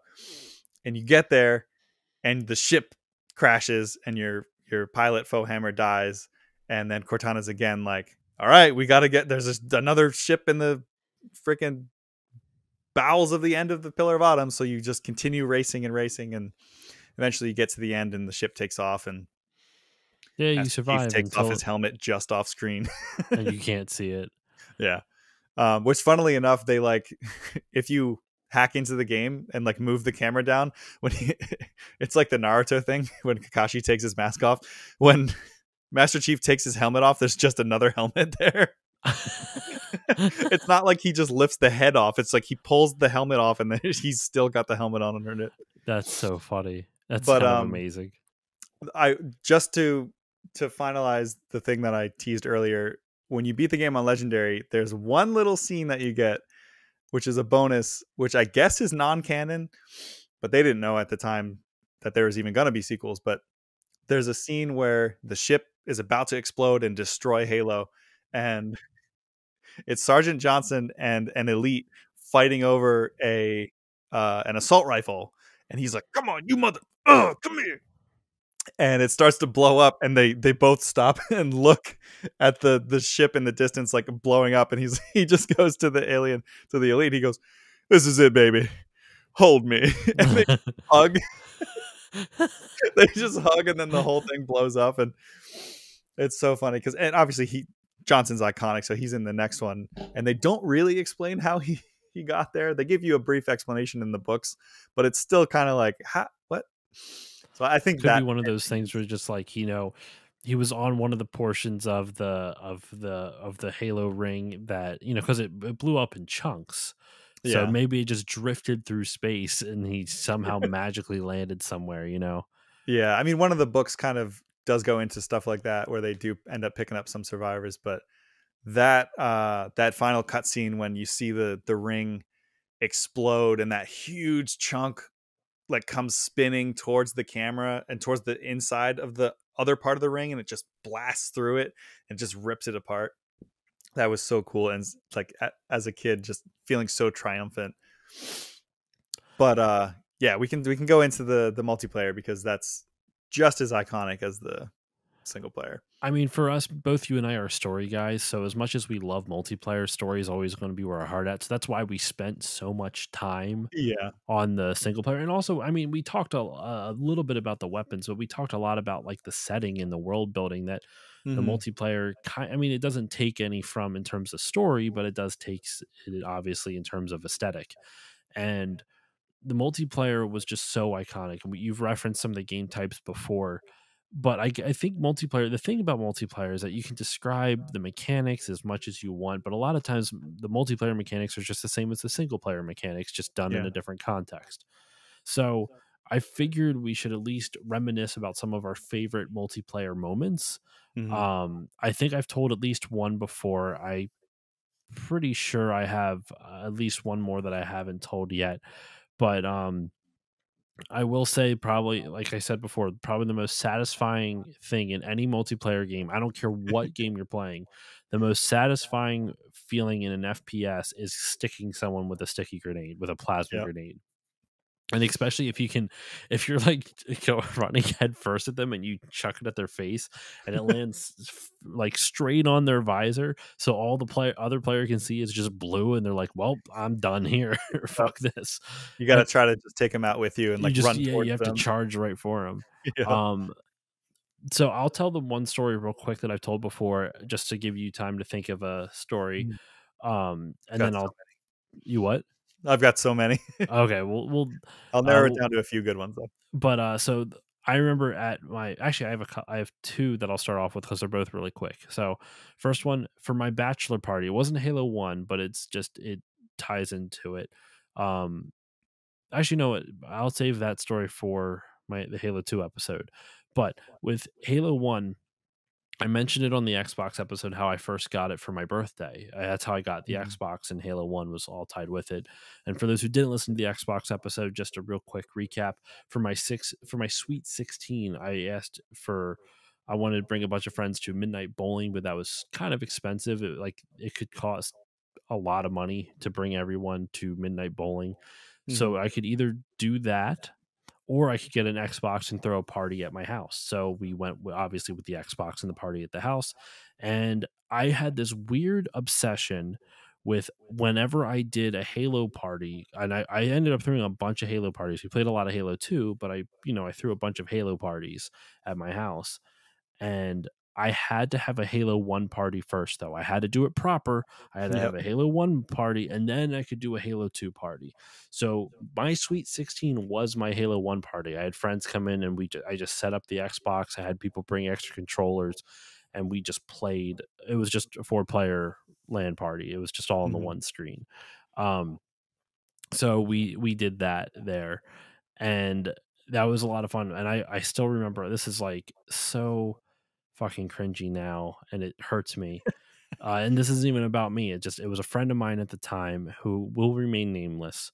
Um, I have wasn't a cousin that I got to see often. It was a cousin who lived a couple states away, and I had recently become friends with her. So I invited her to the Sweet 16, and she'll also remain nameless just to save her identity. Yeah. um, but she's a good looking girl. So, and I don't mean that in a creepy way. Just speaking platonically. That's cool. I know you Um, didn't grow up in Alabama. I know, right? It's I guess it's a weird thing, but I remember um we were playing Halo, and I walked in and see how everyone was doing, because I was trying to keep tabs on all the guests just to make sure I said hi to everyone and was socializing with everyone. And my friend goes, so my cousin is in the bathroom. She's using the bathroom, and then she just walks out the door. And my friend goes, "Hey, Josh, why don't you bring your cousin here for a round of strip Halo?" And Oh. he didn't know that she was there. And I look over at her, and she looks at me. I'm like, uh, I I don't know what to do. I'm sorry.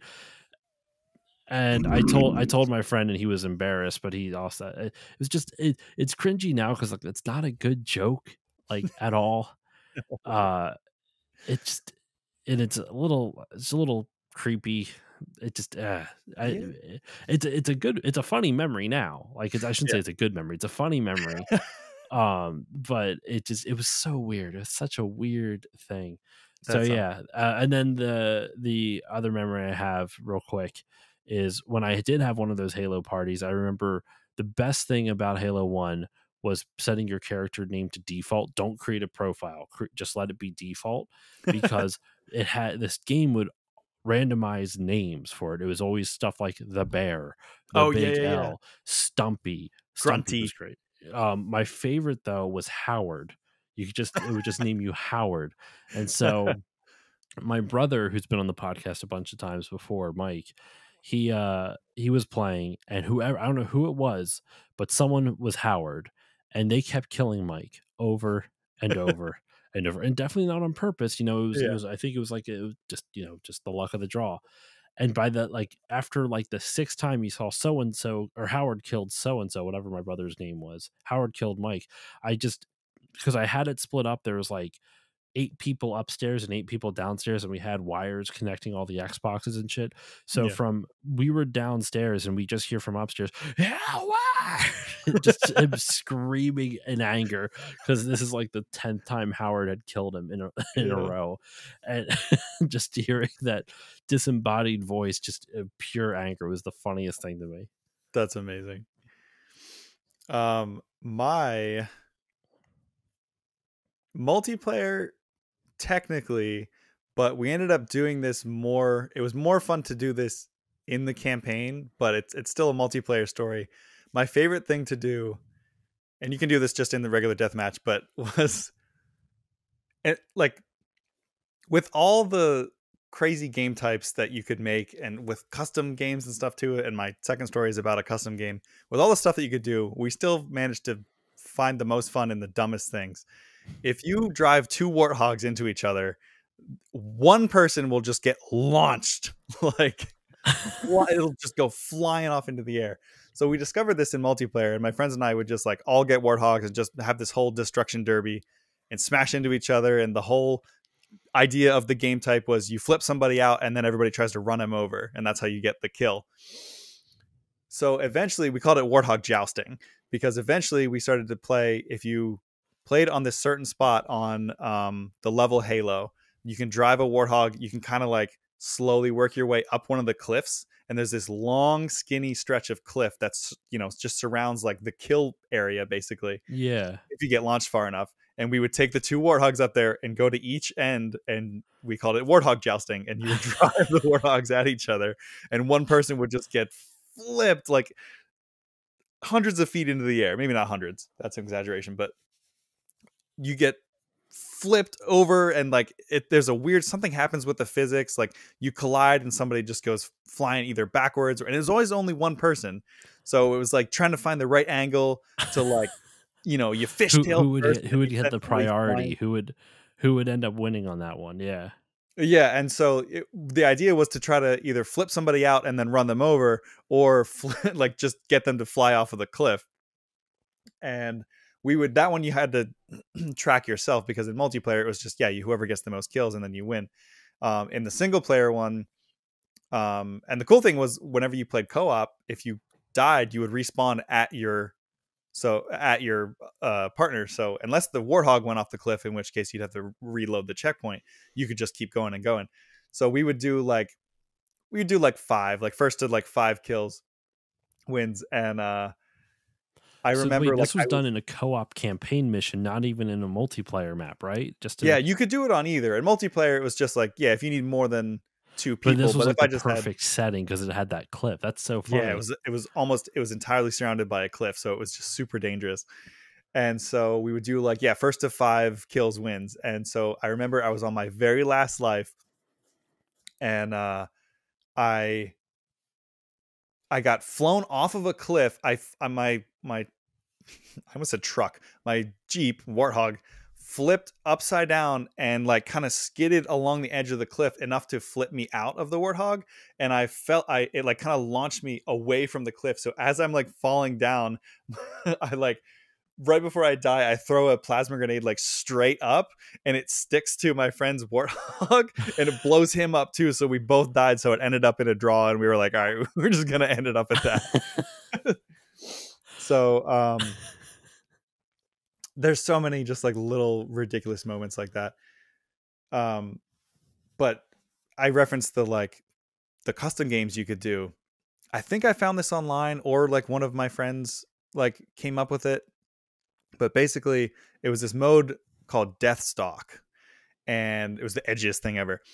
And basically, what you would do was you'd play on a small level. You would do all snipers.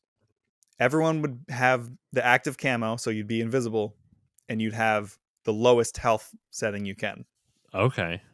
And no radar, no grenades, just only snipers. So you're trying to like creep around and find other invisible people with snipers. And if you remember in that game, when you fire your gun when you're invisible, you show up. for a Yeah, you're second, and then visible for like a split second. and then it dims away again. So the craziest, like, that was fun enough with like 4 people, because we'd play on like the map was called Hang 'em High, which was that one with like all the like gravestone looking things. Yeah, yeah, I know what you're talking about. And there's that kind of like 2-tiered tower on each side, and it's kind of like a square shape, so it's Hmm. relatively small. And we would do that with like 4 people, like, just playing split screen, and it was very tense and a lot of fun, and they took a long time because it was like everyone's being stealthy and you're trying to find each other, and you're trying to find like this shimmer of a person, and then you try to pick them off. We played, the only time I ever played a full 16 player LAN party, was at my friend's house, and we played Deathstalk. I like made a profile for it, and I like did all the rules, and I was like, all right, here's the game that we're gonna play. We had 16 people packed in that tiny little level. And so basically nobody wanted to fire first, because as soon as you fired at one person, like 15 other shots would go just immediately and just like annihilate them. And it was the funniest thing ever. So it would be dead quiet for like 5 minutes straight, and then all of a sudden all hell would break loose for a couple seconds, and then there'd be like a ton of kills, and then it would be dead quiet again. That's so funny. Oh my god. It was amazing. There was we created something similar, not similar, sorry. We created a custom game type as well, but it wasn't anything nearly as inventive as that. What Mm. we did was we would get we maxed it out at 14. We couldn't get a full group of 16 but at the one party, but we put 14 people on the smallest level, which is ironically called the longest. And Oh it's yeah. just 2 hallways. It's all it Yeah. is. We put on infinite grenades and nothing but rocket launchers. Rockets. And Yep, I knew it. so you have 14 people crammed into a map that's literally designed for 4 to 6. Um, and Yeah, it even tells you when you're picking the level, like recommended players, like yeah, it 4 says to like 6. it's designed. This is for 4 to 6, and we put 14 people. The game was chugging so hard. It was Oh frames yeah. were dropping like mad because the systems could just not keep up with how many explosions and particle effects were being Yeah. shot everywhere.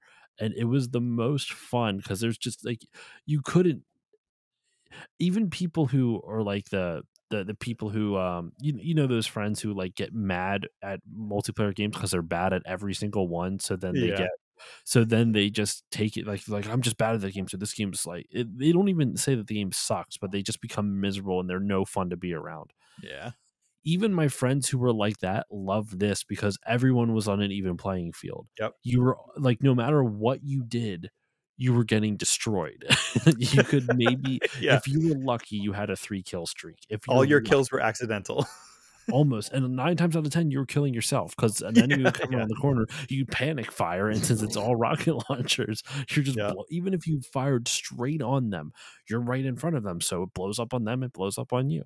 Yeah. So you would I remember at one point, I mean, I don't know if this happened or not, but I remember maybe not, this happened, but maybe not to this extreme. But there's one point that we had so many kills, but we weren't close to winning because every time you committed suicide, it docked you a kill. Yep. So there was at one point, like some people had like 10 kills, but they only Negative. had like 4 points because Yeah. Yeah. they had killed themselves too many times. Yeah. It was insane. Oh my god, it was so funny.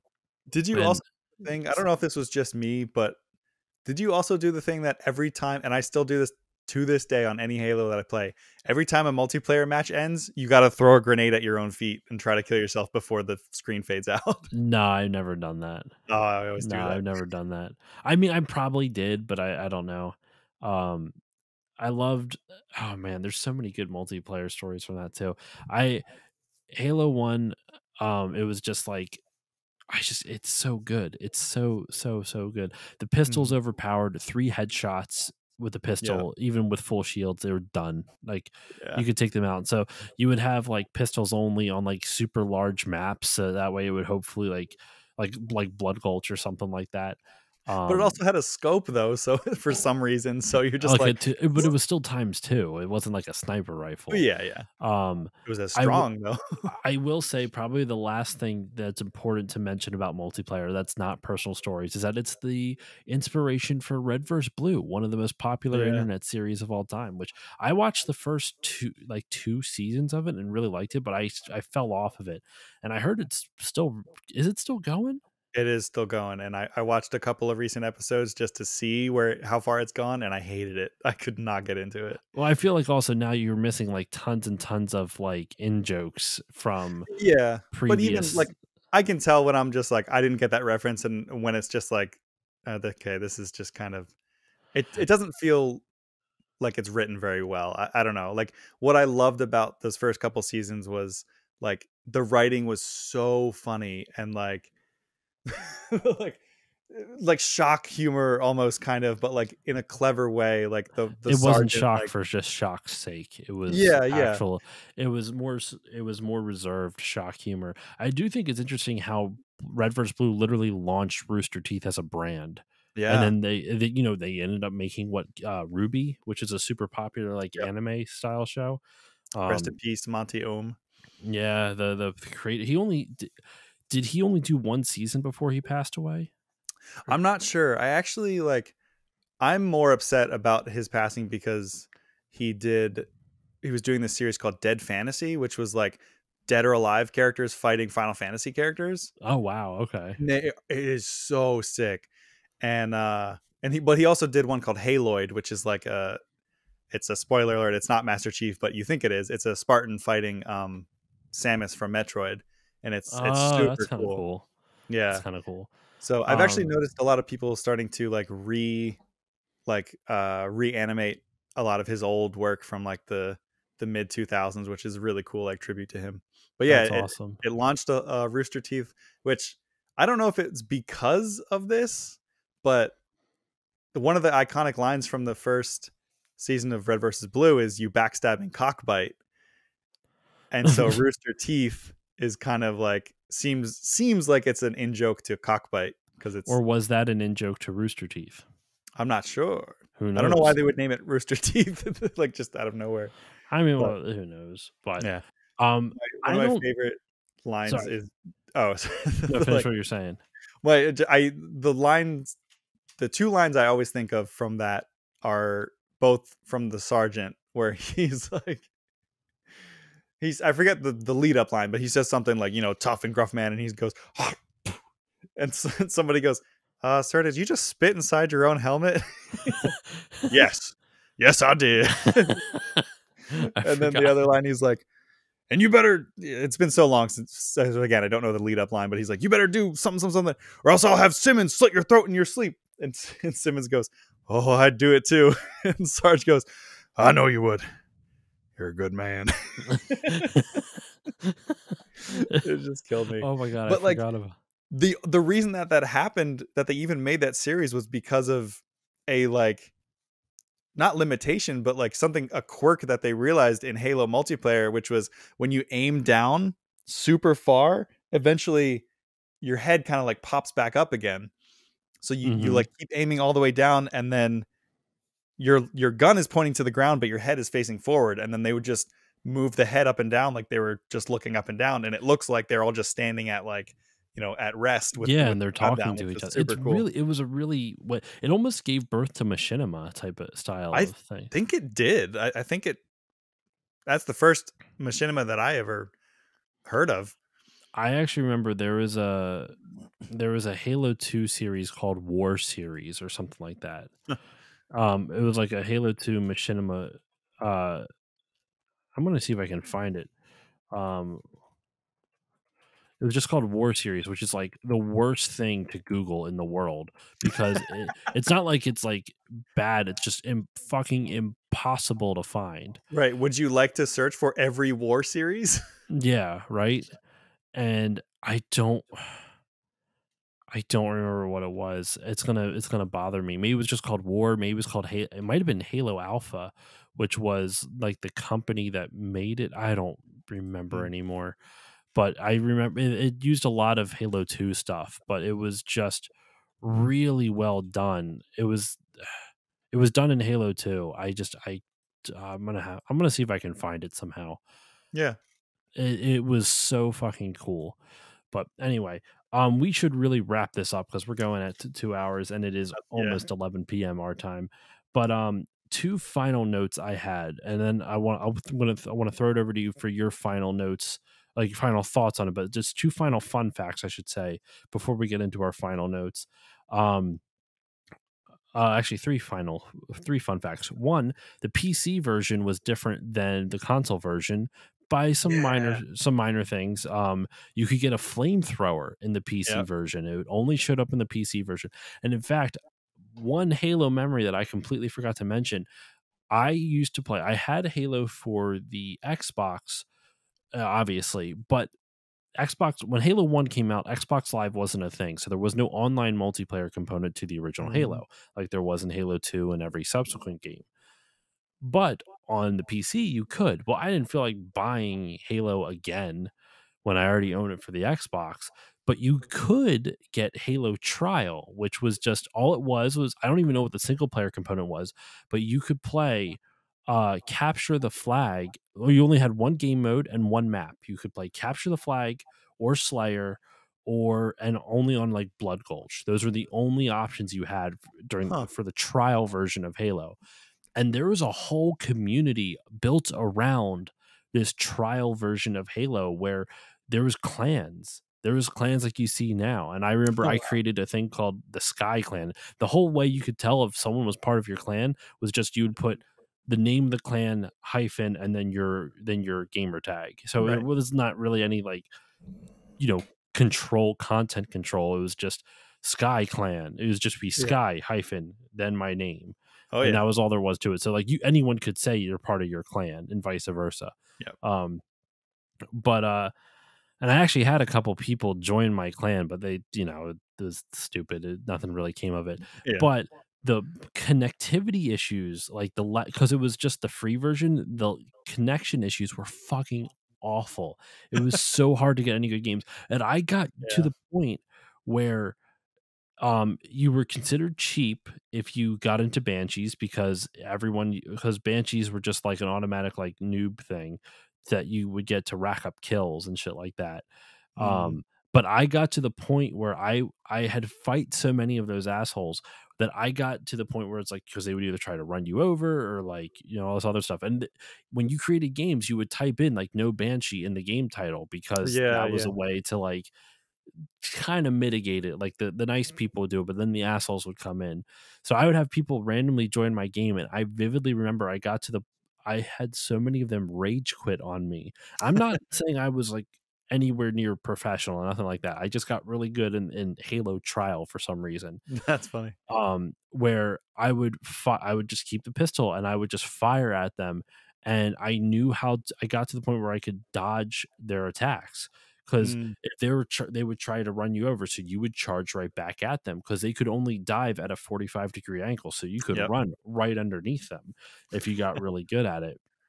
And so then you were behind them, and that was their weak point. So I remember there was a couple times where someone would come in, grab the banshee, I would just take them out with the pistol, and they would try it a couple times, and then they just gave up, and they wouldn't type anything in, they wouldn't chat or anything like that. It was so much fun, and but the lag was still really bad. So I remember there was some times where I would have to lead by like 5 feet. Like I would see a dude running, and I would have to lead my Yep. sight like 5 feet in front of them, not like a foot in front of them. Like most times when you're leading a moving target, it was like 5 feet because the lag was so bad. Yep. And each match was different. You didn't know how bad the lag was going to be. Anyway, so Yeah. I and there was additional maps also on the multiplayer for the PC version. Yes. I Uh, loved. There was I didn't one. play much though. Oh, really? There's one called I don't know if I'm pronouncing it right, but like Jephyrophobia, which was basically one of the huge bridges on the Assault on the Control Room in single player, but Mhm. like massive and just over like an empty chasm. And so that was cool, just like blowing, people off the edges and stuff, and getting, like you said, getting the Banshee. If you got the sniper rifle and got the Banshee and flew up to the top, you could just pick people off. Oh, it was But great. I was terrible at that. Like I got that game too as soon as it came out because I was like, I can play online with real people, and I was terrible at it until I ordered off of eBay this USB connector that I could plug an Xbox controller into the PC, and then I was just smoking guys left Oh, and right. okay. Yeah. I know some people I see I've always been better with PC. Last couple things real quick cuz we are really going long. Um the armor, the Mjolnir armor Mark 5. Hmm. That was actually based off of the armor worn by the character in Marathon, which was called Mjolnir Mark 4. Mark IV, yeah. There's no relation between the series other than the name, but Master Chief wears Mark 5, the character in Marathon wears Mark 4. No other relation, is just a kind of a fun fact. And the last thing that I wanted to say was, where are you at? Hold on. Oh, and the last thing that I wanted to say was during their first European press tour for the game, the computer that was emulating the game, the computer that was running the game itself, literally blew up. Oh, what? Literally exploded. It Jeez. started smoking real bad, and they couldn't show off the game. They just had to describe it. Oh It was man. awful. It was absolutely awful. I So yeah, remember Bill Gates having the blue screen when he was showing the Xbox off, but I didn't know that there was one blew up. well, it was a computer. It wasn't even like an Xbox. They were showing it off for a Mhm. European press tour, and the computer that it was running on, because this must have been before it was on the console. It Yeah, just blew up, just straight up destroyed. that's amazing. So yeah, that is it for Halo Combat Evolved. We've gone on 2 hours of Yeah. memories and details of the game. But Andrew, what are your final words to close out this discussion of Halo Combat Evolved? Well, as I'm sure you could tell, I could go for 2 more hours, but I will just say this is a game that stuck with me to this day. It is still Halo is one of my favorite franchises, and that is still my favorite entry in the franchise, even though like newer ones have, you know, tightened up things control wise and there's more features and Hmm. all the stuff that like I do love. Like I love Halo 3, I love Reach, but Halo 1 will still just hold just such a special place in my heart. And I know I said this on the Xbox episode, but if you didn't hear it then I'm going to say it or if you did hear it then I'm going to say it again. This was the only game in my life that I played so much that sometimes you play a game for so long that when you go to sleep you dream in that like universe. Yeah, yeah. I didn't go to sleep and dream that I was in the Halo universe or that I was doing Halo related things. I would just play Halo all day and then go to sleep and then dream that I was playing Halo. Like in the dreams, I had the heads up display, I had the grenades and the markers and everything, and I was just doing the exact like the physics in my dreams were just Halo's physics engine. It was That insane. is fantastic. Yeah. That is So so funny. where I'll leave it is just it's an incredibly special game to me and it still holds up and I love it very dearly and I am incredibly excited to see all the ways that they've taken the inspiration from this game and its legacy and are going to put it into Halo Infinite in less than a month. A few weeks by the time this game comes out. So I am stoked for one. That I wish I had an Xbox Series X otherwise for it, but I actually interviewed the composer for Infinite. Or Nice. yeah, yeah, it was before he was announced as I think I might have mentioned that the last time. That's Um awesome. Yeah, that's big shoes to fill because like Marty O'Donnell is a legend. yeah, I mean, well, the dude who did it, Gareth Coker, who's doing Halo Infinite, he's one of a few on the game, and he also did Ori and the Blind Forest and Ori and the Will of the Wisps. So, That's right. like, Yeah. it's in good hands. Like, he's a Hmm. really good composer and a really really nice guy. That's awesome. Um, but anyway, uh, as for me, this game is super important for me just because it was the first FPS that I truly became addicted to, and Same. addicted is a strong term, but I Not for was me. hooked. It was hooked. I loved this game, and I still do. Halo 2 ended up. I know I'm going to have you back on, Andrew, and we're going to deal with some unpopular opinions then. You know. that's all I will say about that. But like Halo 1, it's just, I don't throw around the term perfect game lightly, but I Mm, really do think, even if it's not something I enjoy playing that much anymore just because I've played it so much, it really is I feel like it's a perfect game. The controls still hold up.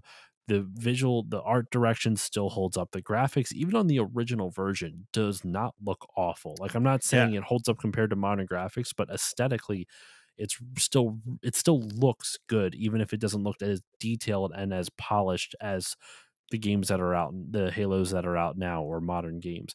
The world that it built is still interesting and fantastic. The music is still amazing to listen to. There's Mm, just so much about this game that I really feel it. Halo 2 gets a lot of the love, and Halo 2 and 3 are probably the most popular entries in the series to date. Maybe Reach. Reach is also super popular. But I think people hold 2 as like the highest high regard though, yeah, which I I may think a hold lot of 2 that's equal to. nostalgia. I'm a Yeah. Halo 2 fanboy, and I think a lot of that's nostalgia because going back and playing it, I still love it, but there is a lot of there's a lot of aim assist in that game. I've noticed, like, that game really is Yeah. generous to players. I'm not complaining about it, but it's very generous to players. It But was anyway, sticky. It was much stickier because the aim assist was there in the. in That's one one, thing but we it didn't. wasn't quite as like Yeah, they called it intense. like a soft aim assist because Yeah. you got to account for controller versus PC or for Exactly. mouse and keyboard. Halo 2's aim assist was really intense. But Yeah. in any case, it's a perfect game. And I understand why it might not be for everyone, but if you're looking for like a sci-fi first person shooter, which is not like an obscure genre with a lot of extra declare like clarifying or like declarative statements, like, oh, it's a if you like, first person shooters in the sci-fi genre about blue aliens with green faces, like, I'm not breaking it down to this hyper specific category. Sci-fi FPS, super common genre. It's arguably a perfect sci-fi FPS. Yeah. Even if it's not your favorite, I think it's probably a perfect game. And that, I think, is a perfect place to end this episode. So, Andrew, thank you so much for joining me for this 2-hour conversation into I the know. world of Halo. Where can you're part of the YouTube channel, The Experience Point, which we are also filming this for, which I always forget because I always have a tendency, like, I'm so used to podcasting where I don't have to smile all the time. And so I'll like stare off on the side. I'm like, this isn't good for video. So I apologize to your viewers. You're good. Um, Yeah, he was just but scowling the whole time. yeah, I'm just angry the whole time. For you listeners that don't see my face when I record, I'm just angry the whole time. He definitely had a finger up his nose half the episode Oh, the too. whole episode. You just he just didn't even see it. I was that sneaky about half of it. Anyway, uh, so you are part of the YouTube channel, The Experience Point. But where else? But where can everyone find you online? You can find us all across the internet space at the Experience Point. It's THEEXP Point. And we are doing some cool stuff on Twitch. I'm trying to get back into it. If you watched our last episode where I had a cast on my hand that prevented me from playing video games, but now that is off. So I'm trying to get back into Twitch. So that is one place that we are trying to focus on right now. So if you could head over to twitch.tv/the experience point and just give us a follow, it's free. It lets the algorithms know that you like us. And we'll just be here being nerds with our nerdy stuff. And do you like this is for the viewers only. Do you like my Halo shirt, by the way? It's unfortunately our video is a little blurry, so I can't see it. Oh, the joke is that it's actually a Power Rangers shirt. And I was going to be like, what? The green guy with the power armor that fights aliens? This is Halo, right? Anyway, yeah, we're on the YouTubes and the Instagrams and all the things at the Experience Point. So I appreciate you doing these little crossover things. It's always fun. And if you're here only on the YouTube, definitely go to all podcast places and follow the still loading. No, it's just still loading. Yeah, at Still Loading Pod on everything. Yep, like I said, well, yeah. Follow me on Still Loading Pod on Facebook, Twitter, and Instagram. Email me stillloadingcontact@gmail.com. If you want to support the show, go to Patreon, patreon.com/stillloadingpod. Even just $1 a month will help grow the show. And for that dollar, you will get episodes a couple days early and access to a patron exclusive Discord. If you are so kind to give me $5 a month, you will get all of that, as well as I was going to do a monthly blog and a monthly bonus audio segment. I think I'm going to just change it up to 2 monthly audio segments, because that's more fun for me, and I'm not the best writer. So there's going to be 2 bonus audio segments. They're not full episodes, but just thoughts that I can't fit into an episode, whether it's about a current episode, or maybe it was a recent episode that I forgot to mention something in, or maybe it's just what I'm playing currently. In fact, at the time of this recording, I released the first one. It was about Mario versus Donkey Kong Miniland Mayhem, which I definitely suggest you going to the Patreon and checking out. If you are unable to or don't want to support the show monetarily, totally get it. Just if you'd be so kind, give the show a 5-star rating review on Apple Podcasts or whichever podcasting app you use. That helps more people find the show. And the most important shout out is the Bit by Bit Foundation. The Bit by Bit Foundation is a nonprofit organization whose mission is to put video games and video game consoles in the hands of kids receiving inpatient care at hospitals. So if you want to support them, go to bitbybitfoundation.org and consider donating. And that will do it. We have evolved our conversation on Halo here. I see what you did there. I see you like that, Andrew. So yeah, that will do it for this episode of Still Loading. Andrew, once again, thank you for joining me. Appreciate it. Thank you. And I will see you all next time. Bet you can't stick it.